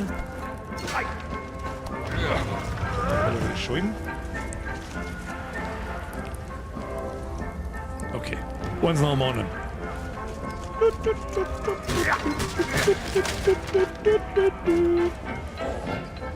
Okay, wir brauchen irgendein Radl. Was ist denn da jetzt? Das tun wir mal. Linse! Wo ist der Chat hier? Was für Chat? Weiß ich nicht. Was ist mit dem Chat? Schreibt mir irgendjemand was, spammt mir einen Chat voll. Keine Ahnung warum. Ist irgendwas kaputt. Linse, merci dir. Lieschen. Ich glaube, einen Hund brauchen wir eher da. Und den Ding.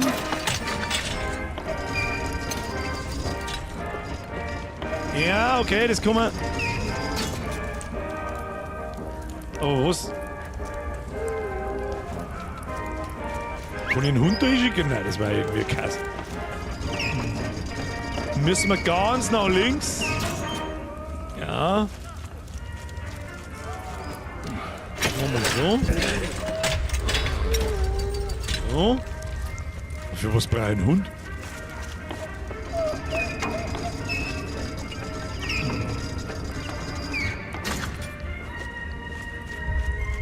Ja, Chat. Bei mir funktioniert der Chat eins Bahn frei.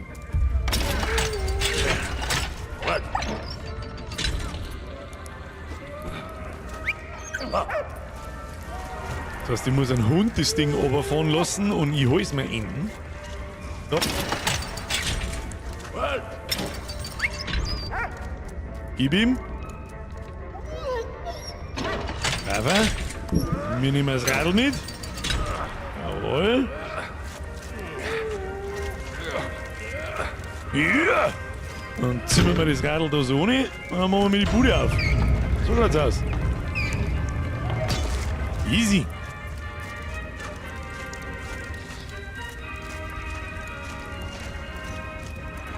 Nächster Abschnitt. Ja, Frale ist schon wieder 5 vor mit 10. Oh, schießt mit der Artillerie. Ja, das gefällt mir gut. Und zuerst schießt man ihm. Nein, das ist eine Sanitätszeit, da schießt man nicht rein. Aber zuerst, wo schießt man hin? Schießt man durch.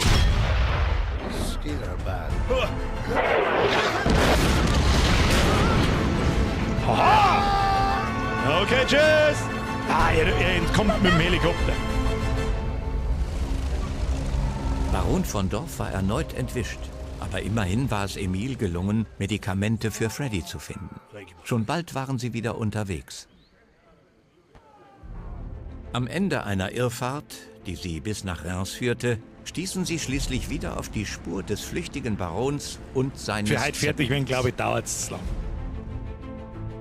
Wie lange ist ein Playtime? Ich glaube 5,5 Stunden oder so, oder 5 Stunden.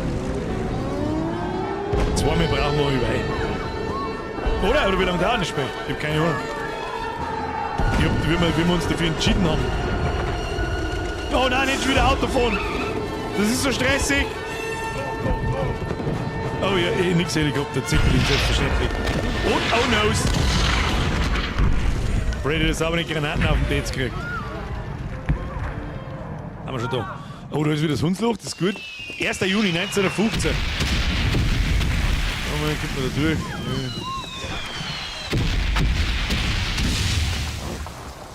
Okay, wir laufen. Ah, werden wir schon durchgekommen. Müssen wir warten. Verdammt, scheiß Granaten.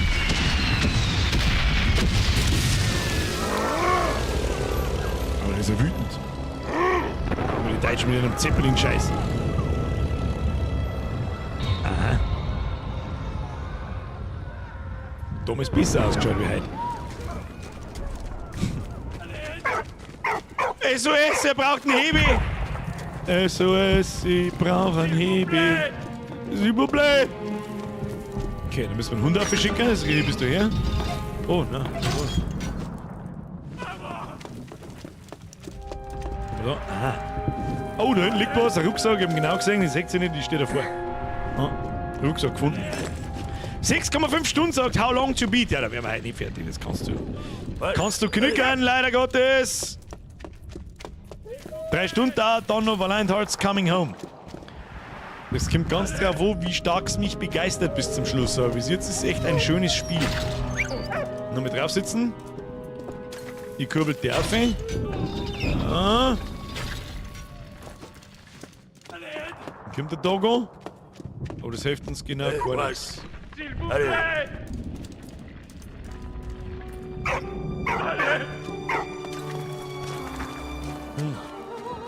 Kann man da noch irgendwas tun, was ich übersehen habe vielleicht? Oder nicht?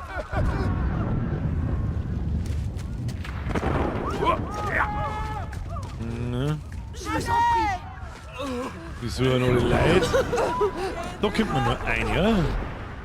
Mal was da so anflackt. Ganz Mädel!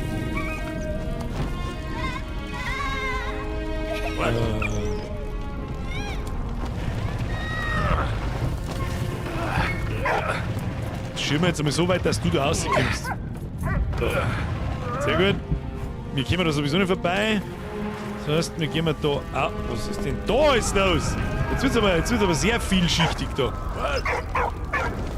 komm, uns mal. Oh, der verbrennt gleich. Ja, Kinder, was soll ich machen? Geben wir auf.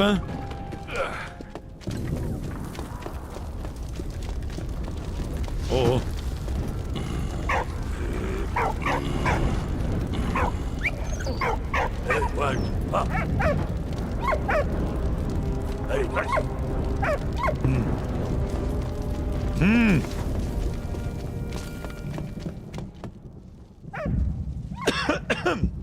Wieso ist diese Plattform da hinten da?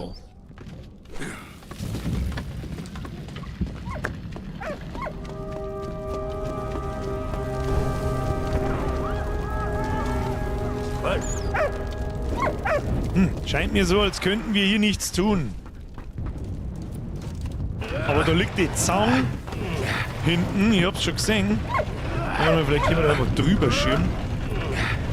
Vielleicht können wir da einfach drüber schirmen. Okay, wir haben einen Tang. Das heißt, wir können das Ding oben abschneiden vielleicht. Okay. Dann müssen wir aber noch eins weiter auf.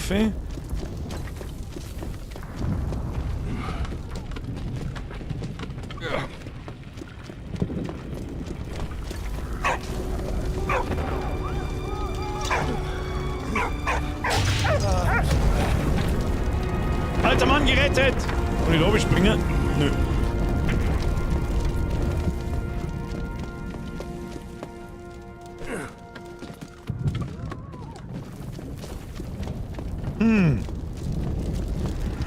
Ah, Moment mal, vielleicht kommen wir jetzt da um.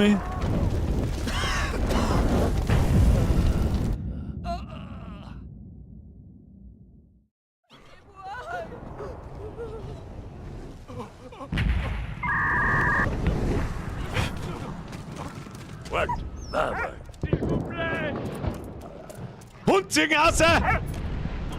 S'il vous plaît! Bravo Boy! Und her mit dem Mädel! Super! Haben wir schon hin. Jetzt gehen wir auf die. Oh, die freuen sich schon hin. Die Tochter wieder da. Andere warnen nur. Er möchte auch irgendwas. Was möchten ihr da? Ah, muss ich Leute holen. Warte mal. Oui. Oh, merci. Ah, ich muss alle helfen, dann helfen sie mir. Emile. Merci. Emil! Oh, merci. Dann müssen wir aber ihm noch zuerst runterholen. Wahrscheinlich. Und dann kann er uns auch helfen. So, jetzt pass Obacht. Wir machen gib mir mal den Hebel. Ui. Na halt, stopp. Kann der Hund den Hebel da selber um meine düdeln? Gib mir mal den Hebel mit. Geh mal her. Ichi. Her zu mir. So, dann nimmst du mir mit. Das machen wir so. Ja. Merci, Walt. Man kann den Hund nicht oft genug streien. Wir schicken den Hund gleich wieder da oben. Muss ich jetzt erst oben gehen, oder wie? Walt. Ah. Okay, du bleibst da. Ja. Jetzt halt.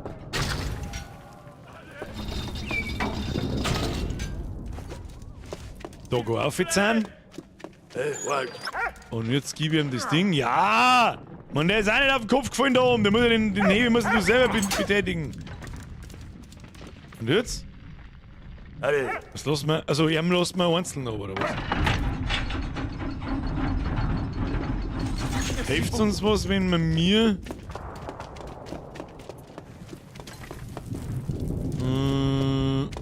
Walt. Walt.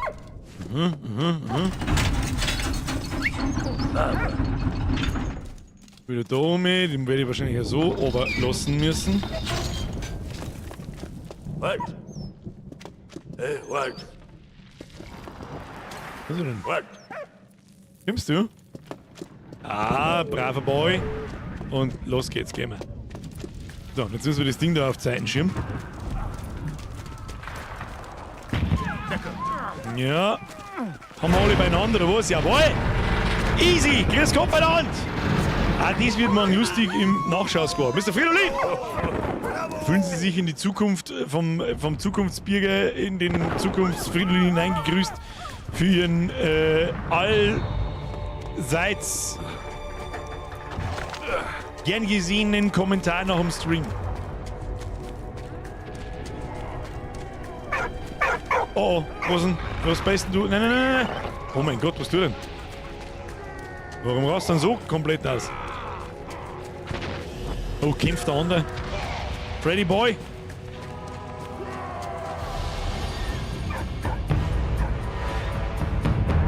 Orgelbosskampf! Oh. Oh no. Oh no. Das ist das Zelt. Was du denn? Oh wow.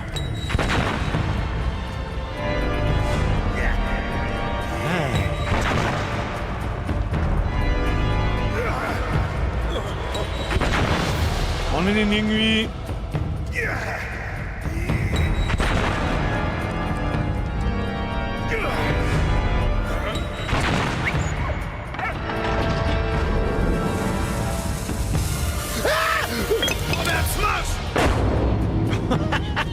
Was?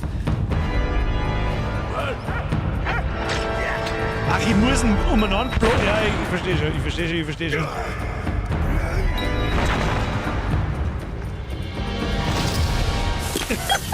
Was, wie geil ist denn das gemacht? Wer kommt denn auf sowas, Alter?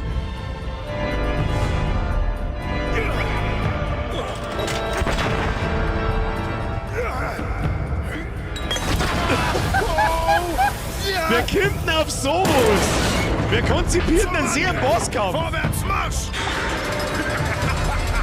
Was Vorwärtsmarsch? Der scheiß Zeppelin ist komplett im Arsch.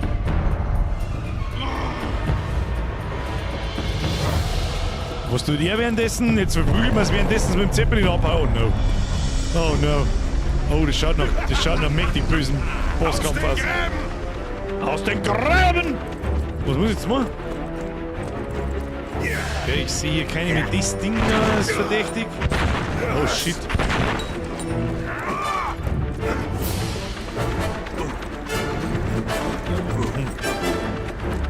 Weiß die Säck gerade nicht so recht, was man. Granaten. Da liegt der Granat.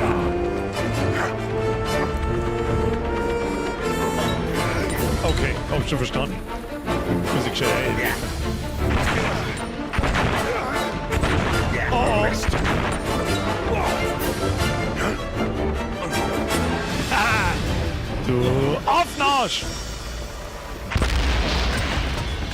Da schaust du wütend. Da schaust du wütend. Und du deine Blindgänger verteilst. Du Kasperl, du Suppenkasperl, du. So, eine jetzt in die Bude. Na, Ruhe ist mit dir! Wo sitzt du? Oh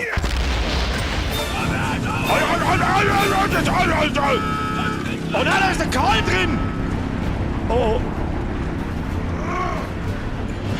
Da ist der Karl drin.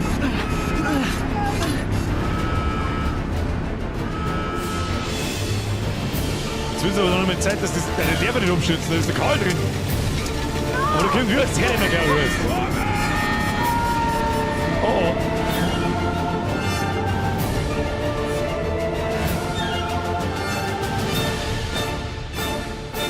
Was soll denn das zu essen? Ach, Kapitel. Das war ein Kapitel. Geschundene Erde. Hab grad starke Hells Angels bei. Sehr alter Film, aber auch vom Aviator.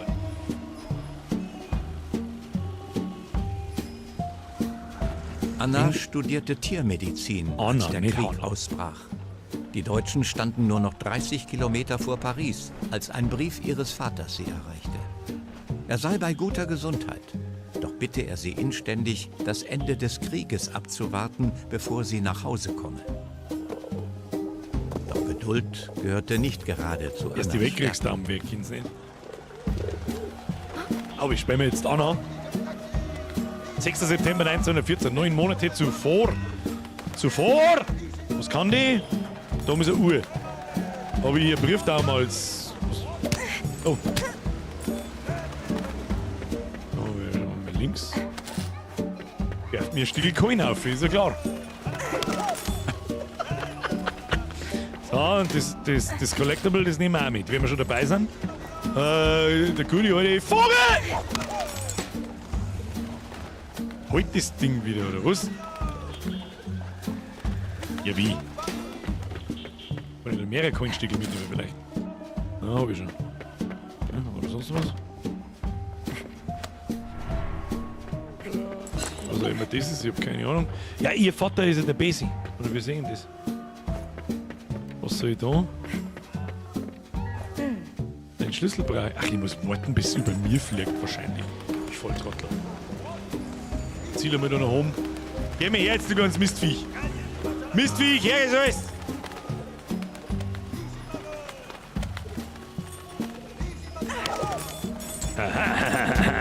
Bin ja viel schlau. Dauert nur immer 2-3 Mal.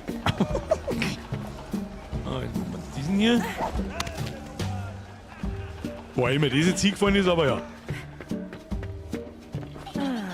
Ich hab da einen Schlüssel. Also ich hab noch nicht aufgeklappt. Wieso hab ich den nicht aufgeklappt? Weiß ich nicht.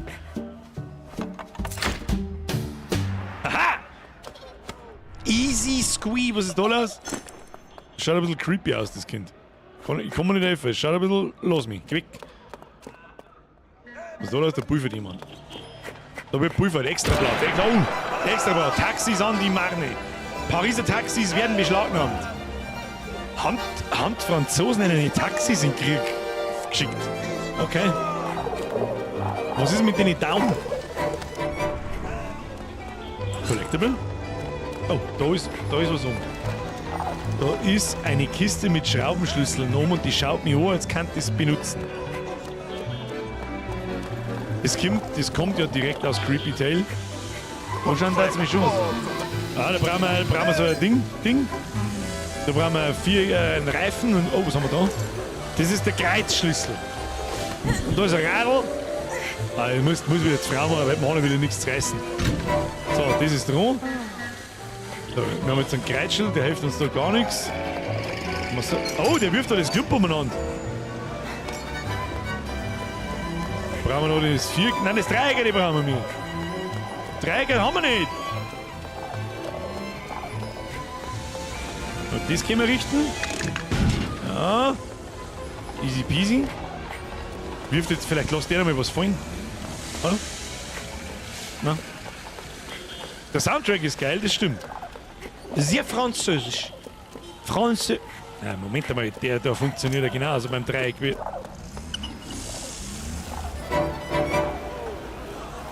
Oder? Was ich mit dem Scheiß soll, das weiß kein Mensch. Nein, jetzt trennst du dich klar, warum man schon wieder? Was ist da los? Oder Autschen? Autschen. Was ist jetzt? Okay. Voilà, Sia. Rhythmusmäßig bin ich ganz schlecht. Courage, Nibo. Zeit ist schon.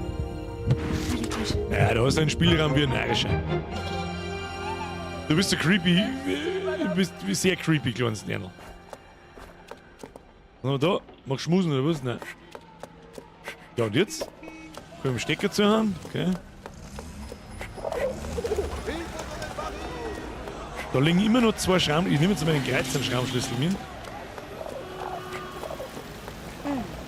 Ich weiß nicht, was ich mit dem soll. Da liegt da noch was?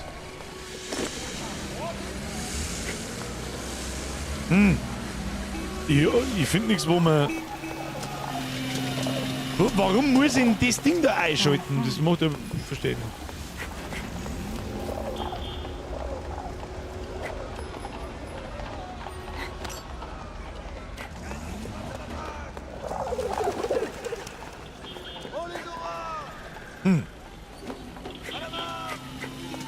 Motorhaum schreibt sie. Habe ich da was nicht gesehen? Tatsächlich hat Motorhaum blinkt. Ah, okay.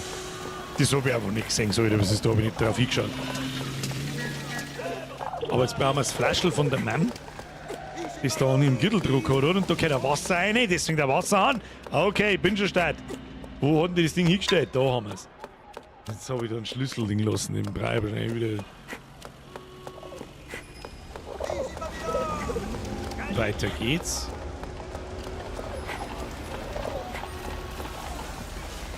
Aufgefüllt. Kühl. Das gute alte Kühlwasser brauchen wir da. Wenn wir Taxis wieder fit machen, so schaut's aus. Und jetzt? Brumm, brumm, Motherfucker. Oh nein, nicht schon wieder Auto davon.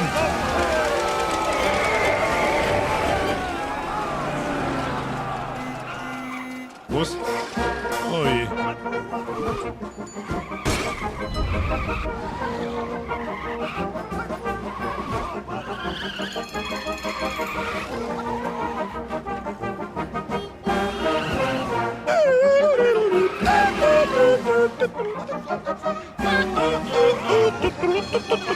Du, man kann einfach genauso schnell fahren wie alle anderen, dann braucht man nicht die ganze Zeit ausweichen.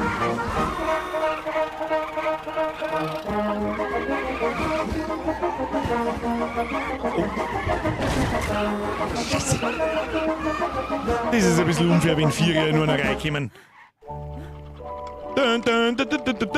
Ja, jetzt passt aber die Musik nicht mehr ganz, Kinder. Was ist denn jetzt? Hört auf! Was soll das? Ah! Was sind die so Arschlöcher? Muss ein BMW sein, es gibt's nicht anders. Muss ein BMW sein. Ah!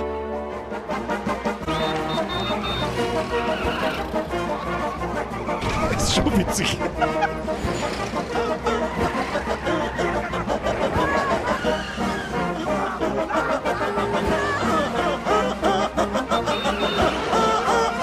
Hätte mich eigentlich erwischen müssen.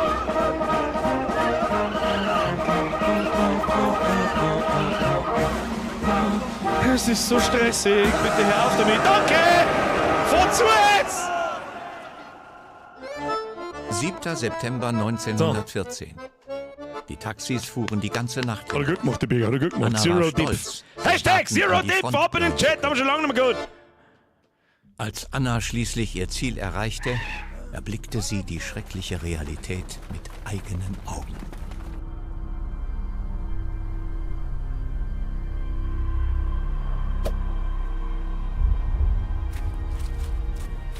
Wir haben wie schon kein Spiel mehr mit den Pfeiltasten gespielt, oder? Oh, jetzt müssen wir Sunny springen. Klar, das stimmt. Das ist ja in 1914. Wie heißt der Film? 1940? Ich habe keine Ahnung.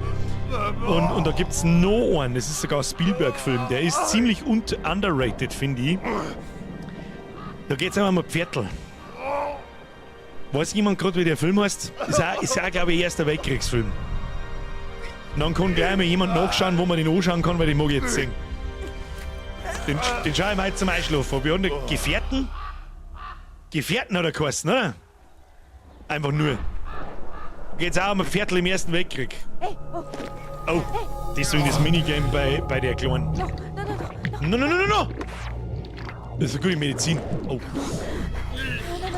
Ey, ich hab genau richtig gedrückt, wieso ist das gestorben? Nicht sterben!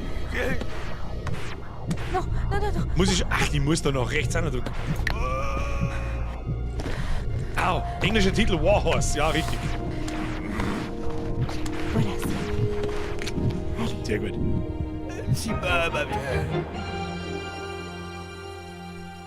Aber wo man anschauen kann, gerade weiß ich nicht. 7 Monate vergingen, während derer sich Anna mit unerschütterlicher Hingabe dafür einsetzte, das Leid der verwundeten Soldaten zu lindern.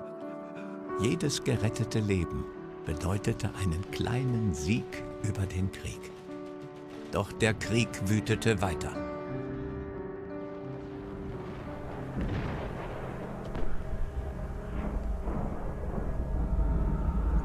Ja, das ist wirklich eine unangenehme Scheiße, sag ich dir, was ist. Da hängt der Schal. Da ist Tagebuch. Amazon Prime oder auf YouTube? Ist Amazon Prime, ist er da im Prime drin oder muss man kaufen? Kaufen mag ich nicht, sag ich, was ist. Was haben wir da? Was, ich muss ihm jetzt am Fuß ansagen? Kann man das bitte unterlassen? Da haben Säcke drin. Stehen die mit. Okay, dann haben wir Wasser. Kaufen für 3,99. Ja gut, das war zum Aushalten. Okay, dann haben wir die Säge. Aber ich muss jetzt doch nicht beim Haxen abschneiden. Oder? Mika! 1079 Zuschauer, zu wenig Likes, haut's drauf! Das, was die Ika sagt! Für jeden Töt ein Like, los! Jetzt mal im Ernst. Like smashen tut nicht weh. Hilft ganz viel. Dankeschön. Kuss auf die Nuss. Jetzt mehr. Am Montag haben wir 1000 zusammengebracht. Das wird halt schwierig.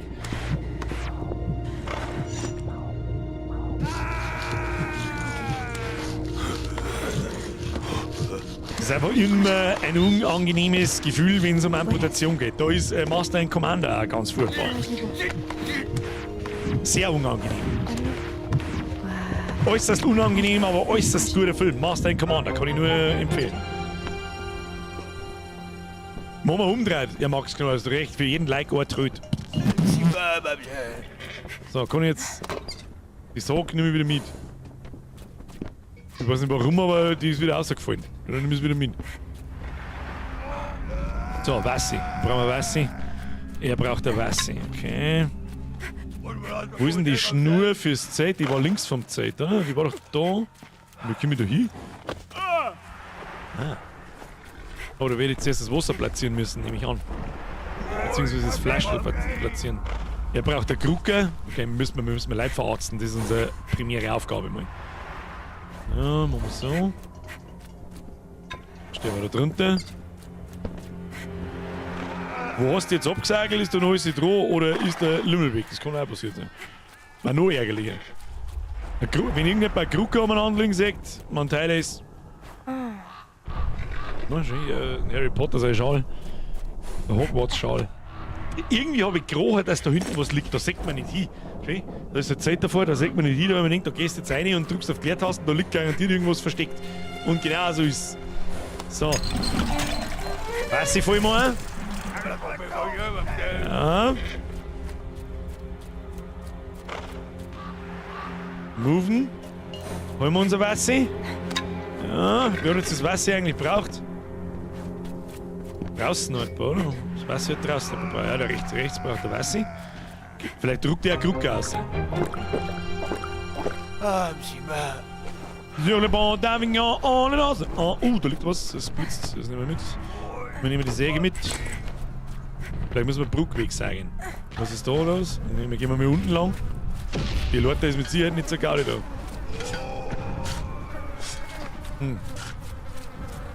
Wieso ist dann die Leute da? Das weiß kein Mensch. Okay. Ein Baum absagen, genau. Der braucht ein Kreuzel. Was braucht der?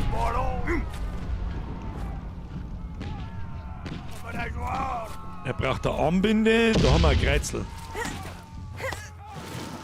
Okay. Wieso muss denn das die Frau daherziehen? Ihr Pussys!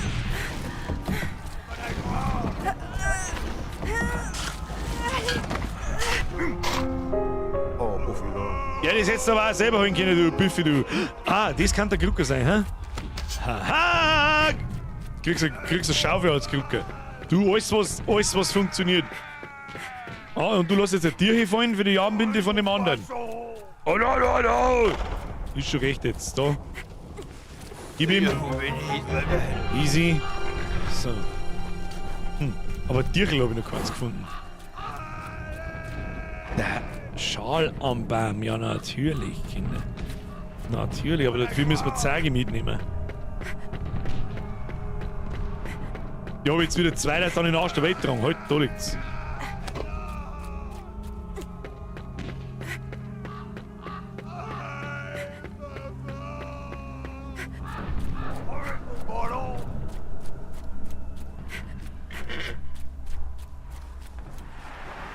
So.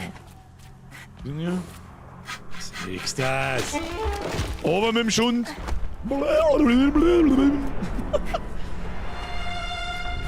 So. Armbinde an den Arm. Unter der Brücke liegt der Zettel. Den habe ich nicht gesehen. Der Koppenstein, den habe ich nicht gesehen. Da werden wir gleich noch mit nachschauen. Ja, irgendeinen Sinn muss er. Tatsächlich, der hat nicht blitzt, deswegen habe ich nicht gesehen. Ja, der blitzt nur wahrscheinlich einmal, wenn er das erste Mal ins Battle kommt. Das ist eigentlich eine nett gemachte Mechanik. Alter, das ist halt einfach 10 vor 10. Leck mir am Arsch. So. Oh, müssen wir wieder Verbindungsarbeit spielen. Ah, nette kleine Minispiele, nicht zu viel, nicht zu wenig. Das ist. Okay, das war easy. Oh, das war toll easy. Courage nicht. Oh, hier ist ein wenig Jod auf, das gute Jod. Das tut ja überhaupt nicht weh, wenn es da in den Wunden einschmiert. Tu dich mal nicht hinunter.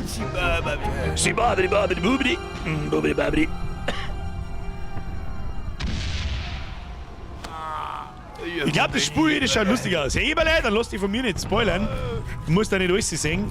Also, ich glaube, das ist auch so ein Spiel, das kannst du bloß einmal spielen. Was haben wir, wer tut denn jetzt da umeinander trenzen?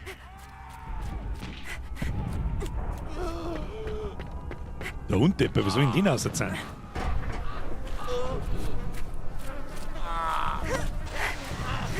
Ich hab die außer, du, das ist ein Deutscher. Ey, du! Ja gut, aber ein Mediziner hilft auch einem Deutschen, das ist halt einfach so. Ah, easy. Easy G's! Oh, jetzt wird's zum Importieren. Hajnibu hat's geheißen. Hajnibu, Allah.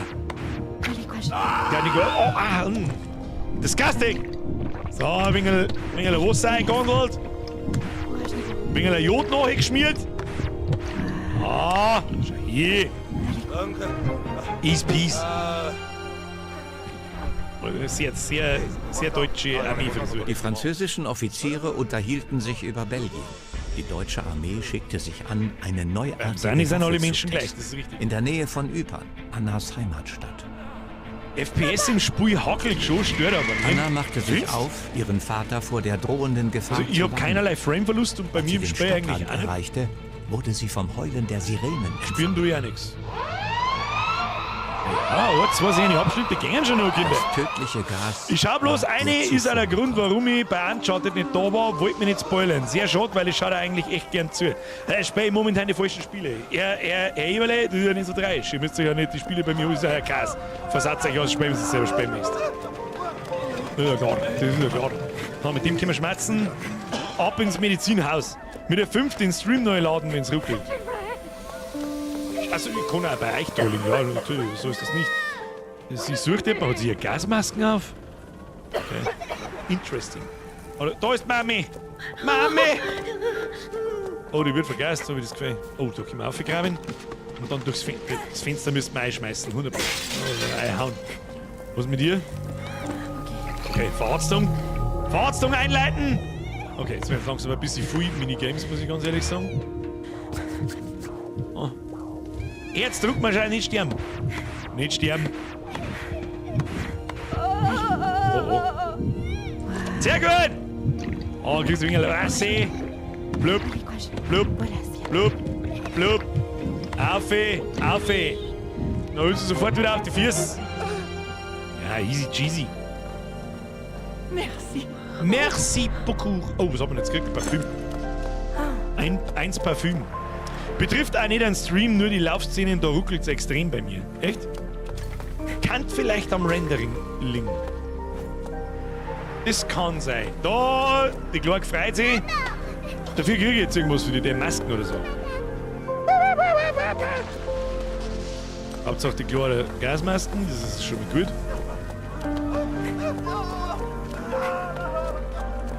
Wenn man noch jemand, der Probleme hat, da ist Gas voran, ja, ich sehe schon. Aber wir brauchen, solange ein Kopf. Oh, das ist die Frage, wenn ich das aufklappe, stirbe ich wieder, oder? Na, dann. Okay. Oder mal. Gehen wir da rein. Probier mit Alt F4. Okay, Eberle. Mit Alt F4 habe ich schon Leute verarscht. Da warst du nicht Abrahams Wischkessel. Wie der Bab zu sagen pflegte. So, jetzt ist die Frage. Warte mal, können wir die Kisten da vielleicht draufstehen? Irgendwas draufschirmen. Ich habe aber auch noch nichts gesehen, wo man das. Ah, warte mal. Ah, ich gehe jetzt nach oben. Okay. Ja. Jetzt noch weiter nach oben. Ja, obwohl die Level viel mehr Oh mein Gott. Wir brauchen noch mehr Zahnrädel. Hm?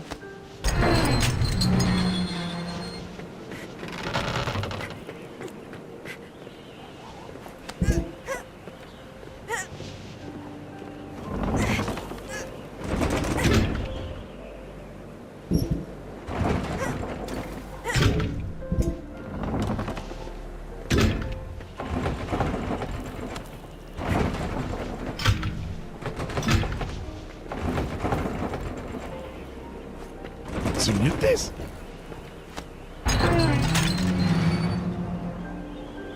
Ja, ein Zahnradl geht halt. Jetzt gehen wir mit oben auf.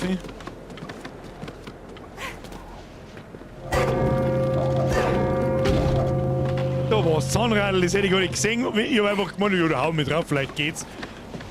Dabei ist das da links um. Hab ich schon da Lut. Jetzt ist die Frage, wie wir das da anstellen. Kann das funktionieren? Groß, klar, groß.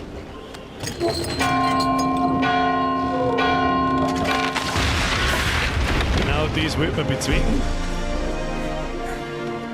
Ich habe schon 17 Zoll Bildschirm zur Session geschleppt, da haben wahrscheinlich nur einige am Düzi-Zuzel. Selber schuld. Du musst einen 24 Zoller einschleppen, der schwerer ist wie der Spätze. War bei uns so, Schmerweg oder geheißen, der ist mir bis zum Hosendeal gegangen. Haben wir mit meinen 24 Zoll Röhrenmonitor gewogen und dann einen Schmerweg. Hat mehr gewogen mit der Schmerweg. Da wieder Freiweg, was ist? Oh. Okay, was ist das nächste? Alles erstmal lüften! Okay, das war jetzt nicht das schwerste Rätsel der ganzen Welt, muss ich ganz ehrlich sagen.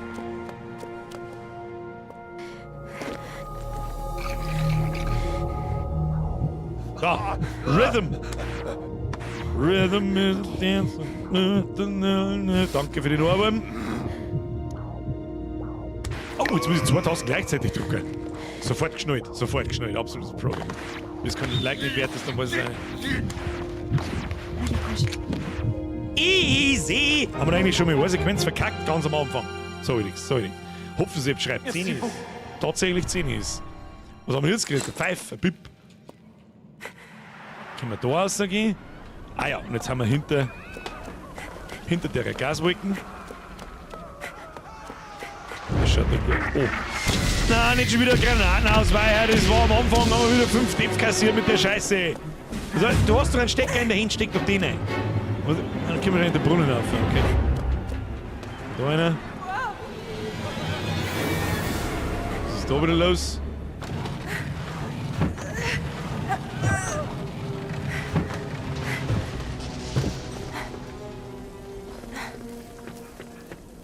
frage mich nicht, warum ich den jetzt einfach weiter schieb. Ich hab mir gedacht, das der wir jetzt einfach. Wird schon bei. Ja, da brauchen wir jetzt einen Schlüssel. Was ist denn das für ein Gerät? Schau, als der Kopf von der Nummer 5 lebt. Geht nicht bei Nummer 5 lebt. Nächster Film, den ich heute noch gerne sehen würde. Kann ich mal nachschauen, wo man Nummer 5 lebt, anschauen kann?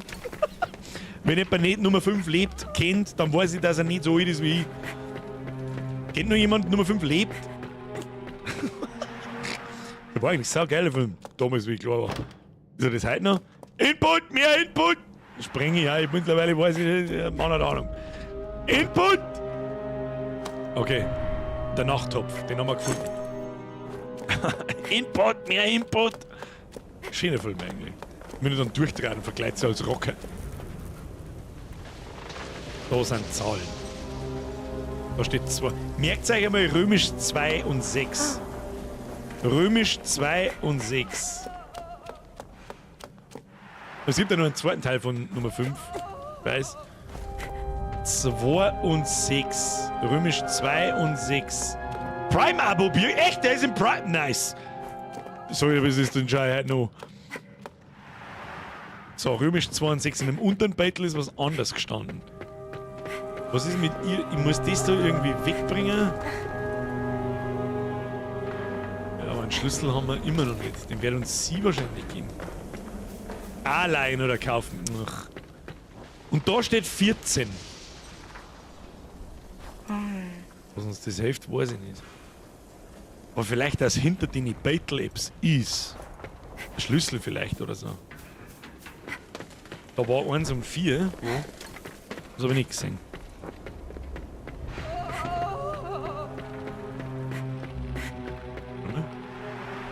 Da haben wir einer gekommen. Kommen wir da noch links. Ganz auf. Nein. Also okay, ich nerv halt nicht alle 5 Sekunden mit dem, du brauchst Hilfe, weil ich jetzt da mit 1 Minute lang umeinander laufe.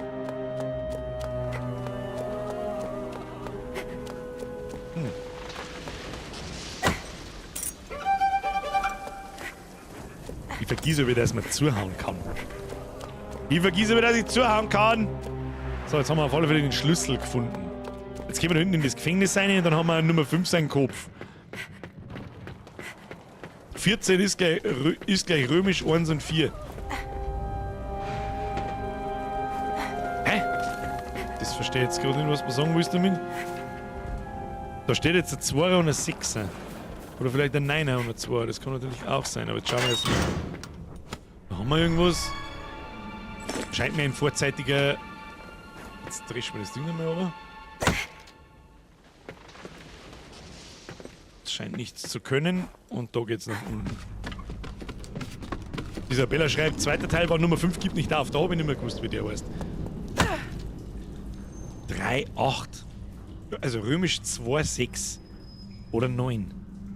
Oder, ach du meinst, es war römische 1 und 4. Irrzeit, nicht 14, sondern römisch 1 und 4. Ja, ich sehe schon. Also nochmal, römisch 2 und 6, 1 und 4, 3 und 8. Ich verstehe schon. Werden wir jetzt für irgendeinen... Ja, genau. 1, 4, 2, 6, 3, 8. Das heißt, zum 4er nach rechts rum wahrscheinlich. 4. Ach, und draufbleiben, okay. Ja, ich habe gerade überlegt, wie man es aktivieren. Draufbleiben. 4, 6, 8.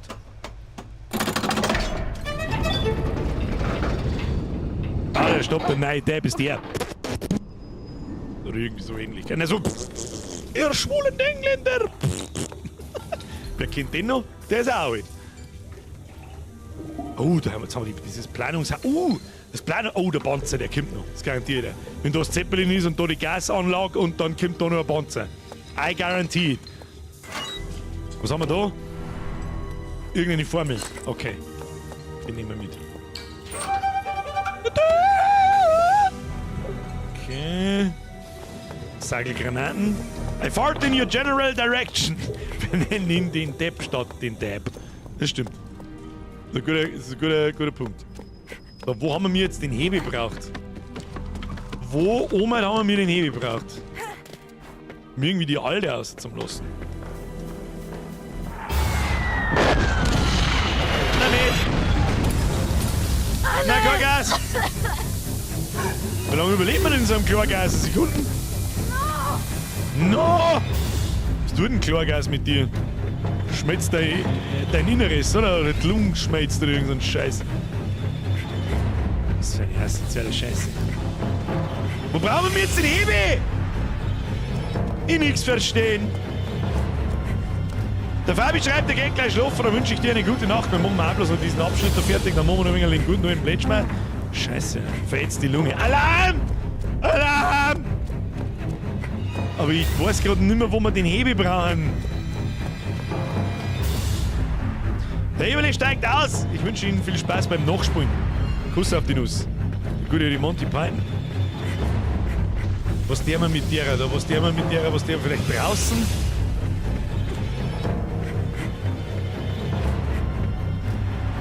Hätten wir da unten bleiben müssen?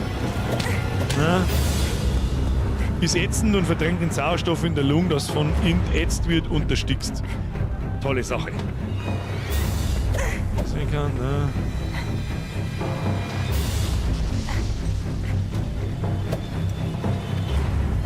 Ja.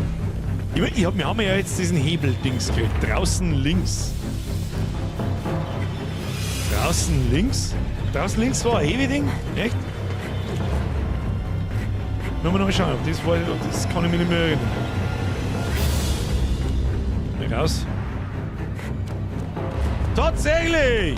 Ach, da hängen die Granaten dran. Und dann können wir die Scheiße wegspringen. Komm, gib ihm.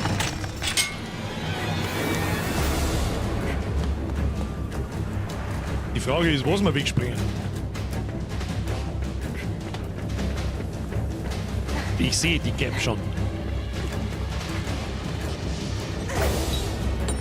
Ach, das klang wieder nicht, oder? Easy! So, jetzt kommt die alte herober. Schau her. Achtung, Verarztung einleiten, ne? Gremlins bei Amazon für 3,99. Den habe ich auf Blu-ray. Oh, jetzt muss ich schon mit 2 Tasten drücken. Bei 3 wird es jetzt dann happig.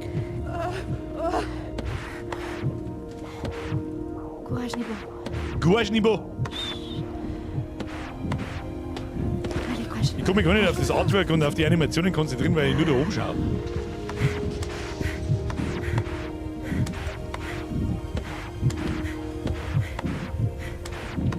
Easy. Ich muss doch nur bleiben, bis fertig ist. Fabi! Dauert nicht mehr lang. Ich glaube, dass der Abstand jetzt dann gleich gut ist. Von der Gouvernante erfuhr sie, dass ihr Vater, ein angesehener Wissenschaftler, von Baron von Dorf verschleppt worden war, Zum Glück kann sie seine hinein, habe ich Vorführung in den Dienst des Krieges zu stellen. Anna machte sich auf die Suche nach dem Baron. Ich bin ja da ziemlich miert, muss ich ganz ehrlich sagen.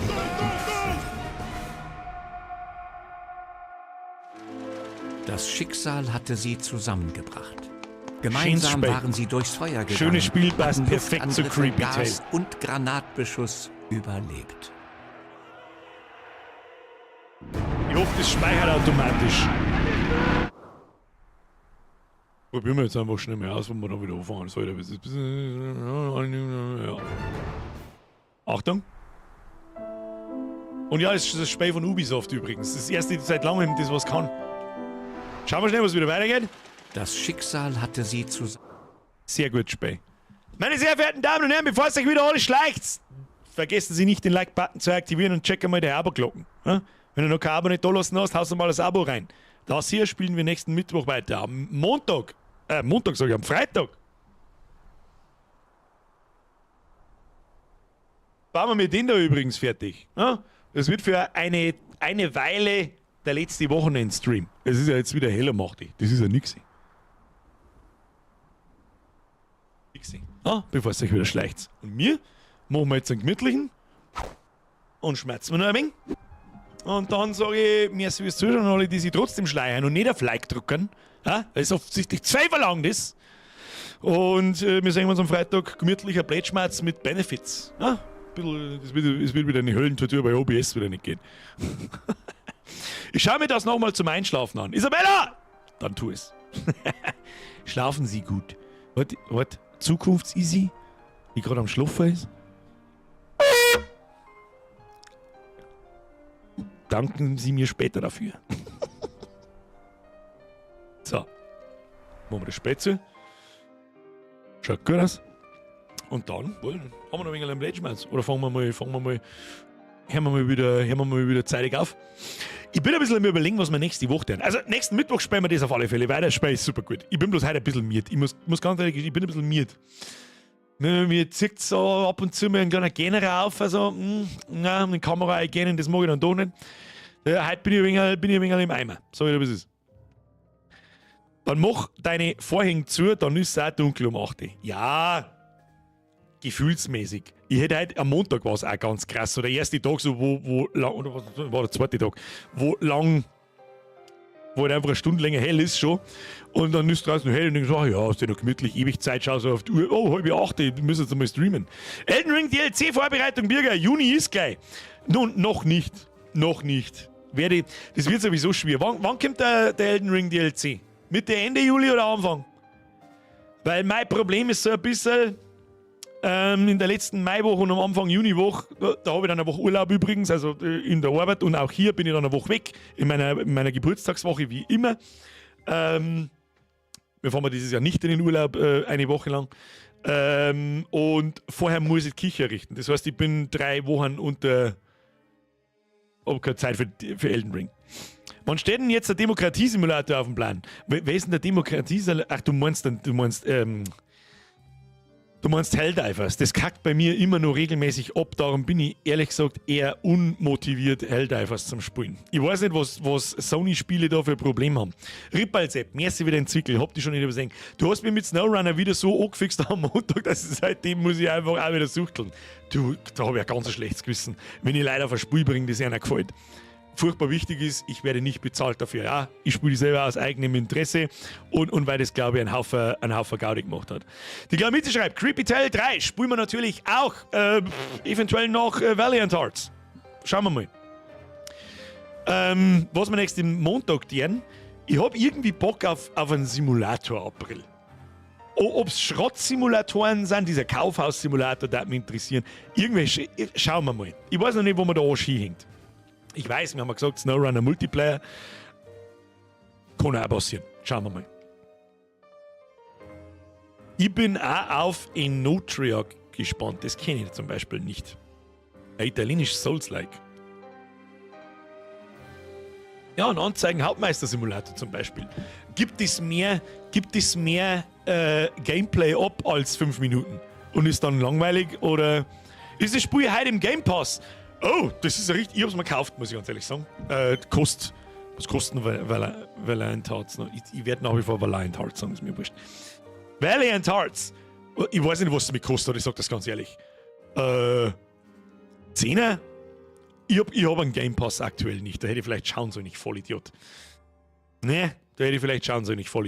Naja, gut. Gym Simulator, größter Treppe, aber macht irgendwie süchtig. Ja, so ein Scheiß halt. Fitnessstudio-Simulator, Autobahnpolizei, Schiffe versenken Simulator. Oh ja, U-Boat. Wobei U-Boat eher als ernsthaft spielen sehe, als Blödsinn machen, sag ich dir, wie es ist. Ricardo Kurz-Simulator, McDoof leer kaufen, was? Der Bum Simulator, es gibt auch ein er hat's allesamt im Discord drin. Da könnt ihr mir gerne mal ein paar Sachen reinscheißen. Anzeigen, Hauptmeister Simulator, klingt schon mal vernünftig. Das Dings interessiert mich, das Einkaufszentrum, Gym Simulator, hört sich eigentlich auch ganz witzig an. Den Restaurant Simulator, meinst du Pizza Connection? Kann man auch wieder reinhauen. Und am Mittwoch spielen wir Valiant Hearts. Und am Wochenende, nochmal vielleicht für alle, über den Sommer hinweg, also für mich hat jetzt halt die Sommersaison begonnen im April, Mai, Juni, Juli, sind bloß noch 4 Monate, dann ist schon wieder Sommerpause. Möchtest du mich eigentlich verarschen? Wir haben ja doch gerade erst aus der Sommerpause gekommen. Fühlt sich's an. Es ist Anfang April. Man leckt mich doch am Arsch! Ohne Scheiß, momentan schmutzt Zeit. Das ist brutal. Es ist wirklich asozial brutal. Und seit fast, am Freitag sitze ich seit 3 Wochen an meinem Projekt, da schmulzen die Nachmittage und Nächte wie die Scheißhölle. Es ist nicht mehr feierlich. Ich check bald gar nichts mehr, wo Wie wo? Beim Gym Simulator kannst du Spanner in deinem Fitnessstudio aber schon geben, macht. Wir mochten so einen Scheiß. Jetzt war erst Weihnachten, ja! Kommt mir auch so vor, es war doch gerade erst Weihnachten, so. Nein, jetzt ist April, jetzt ist Frühling, Alter, der Apfelbaum bliert. Jetzt hab ich Vollgas ins Mikrofon eingespielt.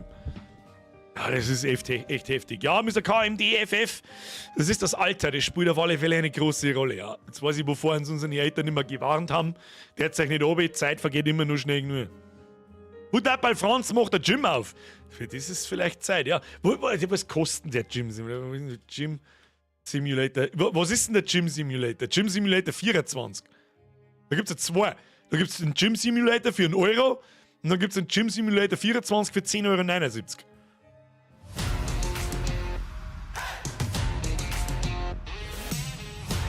Ja, der schaut gut aus.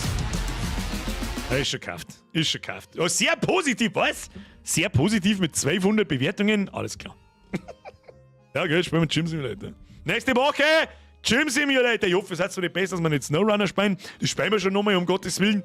Ich habe schon fast mehr oder weniger ja angesagt am Montag. Dann machen wir Community-Zack. Aber ganz ehrlich, habt ihr mich mit dem Gym Simulator habt ihr mich schon überzeugt, das wird richtig geistig behindert. Und für so einen geistig behinderten Scheiß ist eh schon lange mal wieder Zeit. Was sagt ihr? Jetzt ist das okay? Ab in den Chat, ob das okay ist. Alter, habe ich 2, einen links, einen rechts. Dave the Diver gab's schon mal im Stream. Ja, letztes Jahr im Juni. Das kommt mir auch vor, als hätte man das gerade erst gespielt. 2 Mal. Pumpen, Alter. Sicher reinpumpen. Pumpedüse. Von unten aus. Every day is pumping day. Skip the leg day. Pumpen, Alter. Hört sich gut an. Ja, Birgers Busengym, das hört sich richtig gut an. Es ist mir wieder richtig Zeit für Dummschiss. Überhaupt nichts ist okay! Was für mich ein bisschen komisch ist, dass dieser Österreicher die ganze Simulator spielt und lauter Shorts davor rauskackt. Ach, du meinst einen Markrei. Ja. Ja, der glaube ich, macht ja aus einem Stream macht der 25 Shorts. So ist er bekannt worden. Also soll er ruhig weiterhin machen. Aber da haben wir uns schon einmal drüber unterhalten. Der Kerl, das ist schon sehr anreinig fein rumgebrülle. Ich hab nichts gegen rumbrüllen, das sollten die meisten wissen. Aber bloß sinnlos in der Weggeschichte umeinander blären, ist ein wenig unsympathisch. Nur dazu hat, glaube ich, das letzte Mal, wenn wir da drüber geredet haben, gar nicht so lange her, hat irgendjemand gefragt, der ist dann umgegangen in seinen Chat und hat anscheinend gefragt, ob er mit mir was machen möchte. Dann hat er gesagt, wenn er was möchte, soll er das irieren. Und ich denke so, gut, tolle Ansage, dann holst du den Maul, der Trottel. Bier macht da so einem Streamer Short und das kostet 80 €! Ja. Der hustelt aber auch voll rein. Also der hat, glaube ich, diesen Winter hat er so seinen Durchbruch. Jetzt hat er gleich 400-500 Leute auf Steam, auf Twitch. Vielleicht auch mehrere, keine Ahnung. Es sei ihm gegönnt, um Gottes Willen. Nicht behindert, entwicklungsverzögert. Baumfelsen im Sons of the Forest. Ich weiß nicht, ob sie in Sons of the Forest so brachial was geändert hat. Also natürlich gibt es einen Haufen neues Zeug und so, aber im Grunde ist, um ganz ehrlich zu sein, ich habe auch damals Sons of the Forest schon nicht recht viel Fortschritt gefunden zum Einser. Das habe ich nicht ganz gecheckt, außer wie heißt denn der Typ, der NPC, der bei dir dabei ist und dir hilft? Wie heißt denn der? Weiß ich nicht. Alter, anreidig der Typ. Nein, das wollte ich jetzt auch nicht sagen. Was weiß ich, wie der in echt ist. Vielleicht ist er ein ganz netter Kerl. Aber das ist schon extrem Hardcore-Rage. Sons of the Forest ist einfach nur ein DLC zum ersten. Das Gefühl habe ich auch so ein bisschen, ja. Das war ganz nett. Calvin oder geheißen, richtig. Das war ganz nett zum Spielen letztes Jahr, wie das neu gekommen ist und so. Vor allem, weil wir mir The Forest im Stream noch nie gespielt haben. Da hat sie sich frisch angefühlt und so. Aber ich kenne ja The Forest noch vom Einser damals. Das ist zwar ewig her. Aber wenn ich mich so zurückerinnere, habe ich mir gedacht, spielt eigentlich wie das Einser. Ich weiß nicht, was jetzt da neu ist. Keine Ahnung. Seitdem es Spätwirtschaft Nummer gibt, lassen wir das Kaffee am Rande der Freunde. Seitdem es die Spezi-Wirtschaft-Nummer gibt, lassen wir Doppelpunkt Kaffee am Rande der Freundlichkeit. Der Wuchs, ich weiß nicht, was du sagen möchtest. Im Stream ist er auch leicht pumpy. Was heißt, leicht pumpig? Pumpt Leute ernsthaft an oder Spaß ist also, wie ich es ja tue? Gut, ich bin auch manchmal lästig. Manch einer mag das daheim, vor allem wenn ich Backseater offline. Wenn einmal was soll ich sagen, eine leicht gereizte Antwort kommt, mag das vielleicht daheim auch irgendwann einmal jemand auffassen als, oh mein Gott, oder, spinnst du ein wenig, mal mir nicht so, aber die meisten wissen, wie es war. Aber ja. Sowas fühlt man. Ob es ernst ist, ob es übertrieben ist oder ob es ein Spaß ist. Glaube ich zumindest. Spuren-Kreditkarten-Simulator heißt Diablo Immortal. Ja, na. Das wird nicht passieren. Der Gym Simulator schaut aus, eine gute Idee. Nur habe ich gar nicht kennt, ich sag das freiwillig, wie es ist. Nur die Battle schauen lustig aus. Es schaut so richtig nach einem geil. Oh, da ist ein Arsch im Battle. Zwar richtig, da gibt's die Fetten. Da gibt's wieder Ärsche zum Anstarren, ja. Und dann bauen wir unseren Gym. Birgers Busen Gym. Das wird gut. Das wird gut. Da werden auch alle gebannt, die zugeben, dass sie noch nicht 18 sind. Ja, das ist auch eine ganz schlaue Nummer. Ja, mir ist doch wurscht. Der Birger, der Schmarrn der Andal schreibt Birgster at Ark. Na, Ark kriegt von mir keinen Cent Geld. Keinen Cent. Wenn ich im Early Access bin, bringe aber 18 DLCs aus, dann muss ich sagen, alles klar, Spiel, du kannst das beste Spiel der Welt sein. How about fuck you? Du kriegst keinen Cent Geld von mir. So eine ausgeschämte Scheiße, ganz ehrlich. Ich möchte einen YouTube-Streamer-Simulator von dir sehen. Stimmt, den gibt's ja auch, gell? Es gibt diesen YouTubers Live oder irgendein Scheiß. YouTuber. Was? Das kostet 30 €, dieses Schrottspiel. YouTubers Live 2. Okay, das schaut allerdings auch richtig gut aus. Aber das ist ja so ein ernsthafter Simulator, oder? Ah, der ist schon gescheit quietschbunt, oder? Ja, da haben sie alle so komische blaue Frisuren und so weiter. Ja, wie halt YouTuber. Oder YouTubers Live. YouTubers Live. Na, das ist schon das. Da gibt es einen zweiten Teil mittlerweile. YouTubers Live kostet 25 €. YouTubers Live. Werde zum erfolgreichsten YouTuber auf dem ganzen Planeten. Besuche die wildesten Partys, teile dein Leben für soziale Medien und lass dich von deinen Hatern nicht entmutigen. Mach deinen Content zu Geld, lass dich von exklusiven Netzwerken unter Vertrag nehmen. Das ist das Dümmste, was du kannst. Alter, damals PewDiePie Gamer am Handy. Kannst einmal Battlefield 5 zocken? Na, Battlefield interessiert mich auch überhaupt nicht mehr. Gibt's nicht auch einen Bordell-Simulator? Das sind 50 € weniger als 80 €, das ist allerdings richtig, ja. Willst du das neue Dragon Ball Sparking Zero spielen? Wahrscheinlich nicht, bin nicht so der Dragon Ball Fan. Beer Factory klingt auch nicht schlecht. Was ist ein Beer Factory? Ah, da gibt's so viel Schund. Oh, Beer Factory ist gar kein so ein... Es muss auch kein Schrott-Simulator nicht sein, also um Gottes Willen. Was haben wir denn da? Beer Factory? Oh, da muss man eine Brauerei zusammenbauen, aber das ist, Bewertungen sind ausgeglichen. Schaut nicht so gut aus, muss ich sagen. Wirtschaftssimulation und ein Management-Spiel. Nimm die Herausforderung an und manage deine eigene Bierfabrik, Mitarbeiter, Produktionslinien sowie den Import und Export von Waren. Ja, von was denn? Von wahrscheinlich Bier. Naja, da kriegen wir schon. Da fällt uns schon was ein. Wir sollen sagen, jeden Montag spielen wir einen anderen Simulator. Nächsten Montag kommt der Gym-Simulator und dann unterhalten wir uns nächste Woche drüber, was wir übernächste Woche spielen. So schaut's gut aus.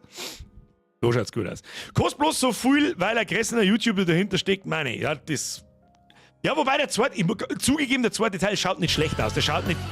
Was möchtest du von mir? Hör auf damit. Der zweite Teil schaut nicht schlecht produziert aus. Ja, von den Grafikassets und den Menüs und so weiter. Das schaut einigermaßen sauber aus, als hätte es nicht irgendjemand schnell hingeschissen. So wie mir das beim Gym Simulator schon wieder anschaut, wenn ich das Menü sehe. Da ich mich ja selber mit Game Development seit 2,5 Wochen intensiv befasse, weiß ich, wie anstrengend das ist, so Menüs zu bauen. Darum bin ich da etwas... gediegener in Zukunft, wenn in ganz günstige Billo-Spiele die Menüs scheiße ausschauen und sie scheiße anfühlen. Das ist nämlich wirklich gar nicht so einfach. So blöd, wie es sich anhört. Jetzt struggle ich auch ein bisschen damit. Das heißt übrigens Project Viver, falls jemanden interessiert, an das Projekt an dem Jahr. Das habe ich jetzt einfach, der Projektname ist jetzt einfach mal Viver. Fertig. Der ist noch unausgereift, wird aber auch nur von einer Person gemacht. Ja, um Gottes Willen, das ist ja... Kann ich mittlerweile so viel mitreden. Taxis, es gibt genügend. Da fällt uns schon was ein. Schmidbauer Money. Project Viber. Oh, Bringi, wieso lese ich deine Sachen eigentlich noch? Habe ich übrigens auch weitergemacht. Wer auf dem aktuellen Stand. Ich werde da übrigens im Discord bei mir im Mitgliederschmerz ab und zu mit Screenshots einposten und ein bisschen dazu schreiben, was ich gemacht habe.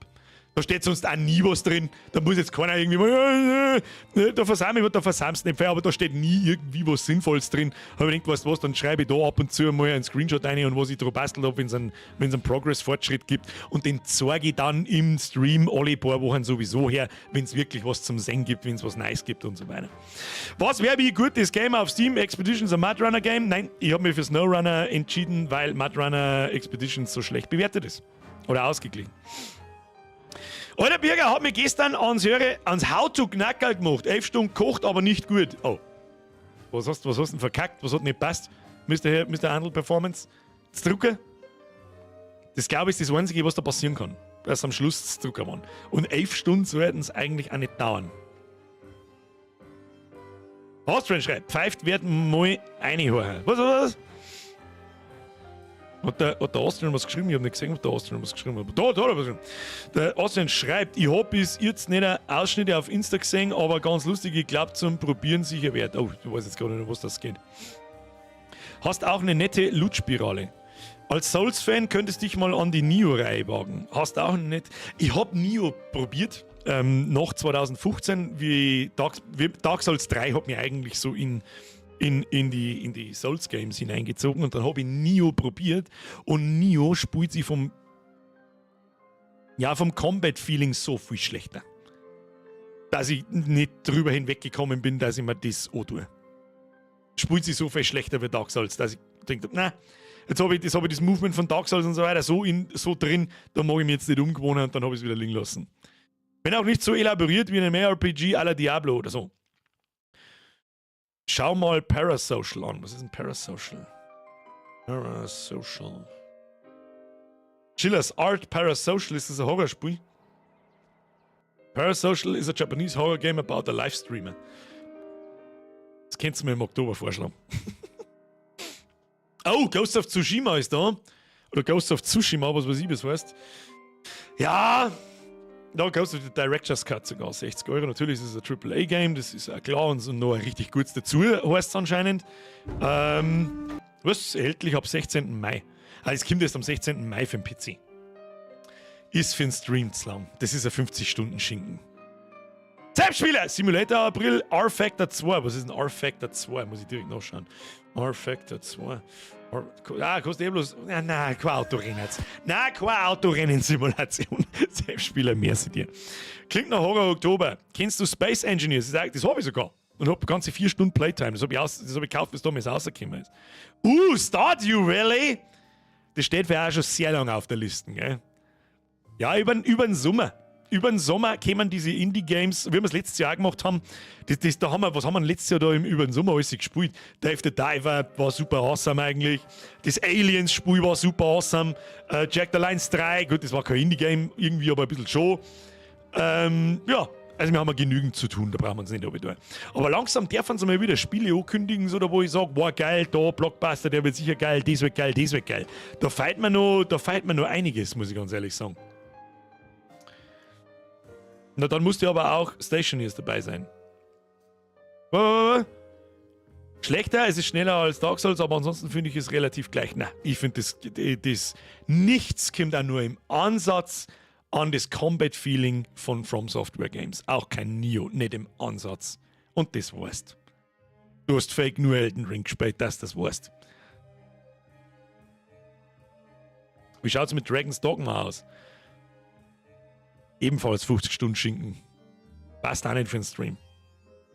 FIFA. Wenn wir mal wieder eine Vollbier-Squad-Mannschaft gründen und 11 gegen 11 spielen und 8-0 aufs Maul kriegen. Nein, das tun wir nicht mehr. Der Pikachu ist heute 12 geworden. Herzlichen Glückwunsch. Was du um halb 11 nur außerhalb von deinem Bett suchst, weiß ich nicht. Der Bauer schreibt, ich kann es da nicht lesen und da ist noch nicht im Chat drin. Schreibst du da gerade Sekiro und das habe ich 2-mal offstream durchgespielt. Das ist rausgekommen, wie wir da herin das Streamen angefangen haben und da habe ich noch nicht gemeint, dass das was für ein Stream ist. Ich glaube, wir haben sogar einmal gestreamt, wie es einmal und dann habe ich es innerhalb von einem Wochenende durchgespielt. Das war das beste From Software Spiel, das sie jemals gebracht haben. Da ist das Combat-System ist eine Kunst. Ja, wer das gemacht hat, was Besseres habe ich noch nie gesehen. Auch nicht in Elden Ring. Das mit der Blockerei ist so geil gemacht. so geil gemacht. Ist halt anders als Elden Ring, ja. Elden Ring hat das Dark Souls Combat System. Oh, ist sehr gut. Ja, werden wir dann schon irgendwie hinkriegen. Irgendjemand hat gesagt, der Elden Ring DLC kommt am 21. Juni. Da werde ich mir wahrscheinlich dann in meinem Urlaub, wenn Kich fertig ist, hinsetzen und wieder ein bisschen in Elden Ring hineinspielen und mir den Eingang suchen und dann werden wir da natürlich hineinstreamen, das ist ja klar. Ja, Elden Ring musst du mitnehmen, das musst du mitnehmen. Bin ich gespannt. From Software, also wenn ich mir da zum Beispiel die DLCs von Dark Souls 3 anschaue, was so die letzten DLCs waren, die ich kenne von From Software in diesem Bereich, dann waren die dermaßen bockschwer. Oh, also ohne Witz, die Dark Souls 3 DLCs, die Ring City und der andere, die waren so viel Hausecken noch mal bockschwerer wie das Spiel normal, das brutal war. Und da bin ich gespannt, wie es Elden Ring regelt. Assassin's Creed! Stickt mir überhaupt nicht mehr. Herr Dominik, Herr Chris, merci wieder ein Resub, Kuss auf die Nuss. Ist auch, jetzt Assassin's Creed ist einfach nur bloated mit irgendwelchen Beschäftigungen, die einfach 50 Stunden dauern. Die 50 Stunden Schinken, die passen einfach nicht ins Stream. Natürlich da ich gern God of War Ragnarök spielen, aber es ist halt ein 50 Stunden Schinken, für den man theoretisch 25 Streams brauchen. Ganz ehrlich, war The Last of Us 2 schon grenzwertig mit 10 Streams, teilweise 4 Stunden lang. Das passt nicht so ganz in mein Stream-Konzept. Das kann man schon mal machen für absolute Ausnahmespiele. Das werden wir für The Last of Us 3 auch machen. Auch wenn das 50 Stunden dauert, das wird das erste Spiel, das prügelt man 50 Stunden durch. Und wenn wir wieder eine Woche lang jeden Tag 5 Stunden einstreamen müssen, dann hilft das nicht. Aber mit Gewalt sich eine Spiele auszuziehen für einen Stream, schwierig. Heiselbauen in Hausflipper 2. Das habe ich auch schon auf der Liste, Hausflipper 2. Oh, Prison Architect habe ich auch auf der Liste. Das kommt jetzt dann. Prison Architect 2, glaube ich. Da bin ich gespannt. Assassin's Creed Mirage kriegst du in 20 bis 23 Stunden locker durch. Ja, aber Assassin's Creed Mirage ist die kleine Schwester von Assassin's Creed Valhalla und Assassin's Creed 2, 3, 4, 5 und einfach bloß ein anderes Setting, aber das gleiche Spiel. Und irgendwie nobody gives a shit about Assassin's Creed anymore. Hab ich so das Gefühl. Ich war dabei, bis das erste rausgekommen ist und ich habe nicht glauben können, was ich da spiele. Das war der absolute Überwahnsinn.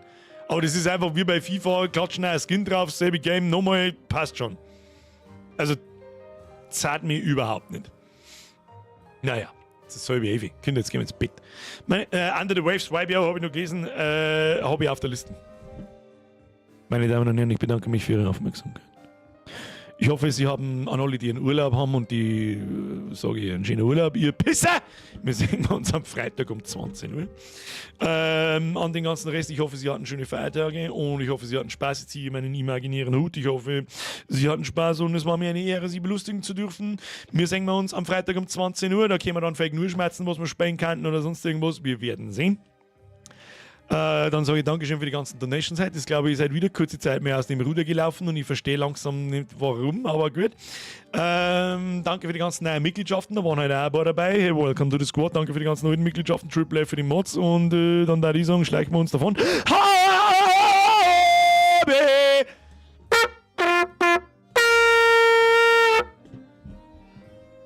Ich überlege gerade, was für Battle das wir machen.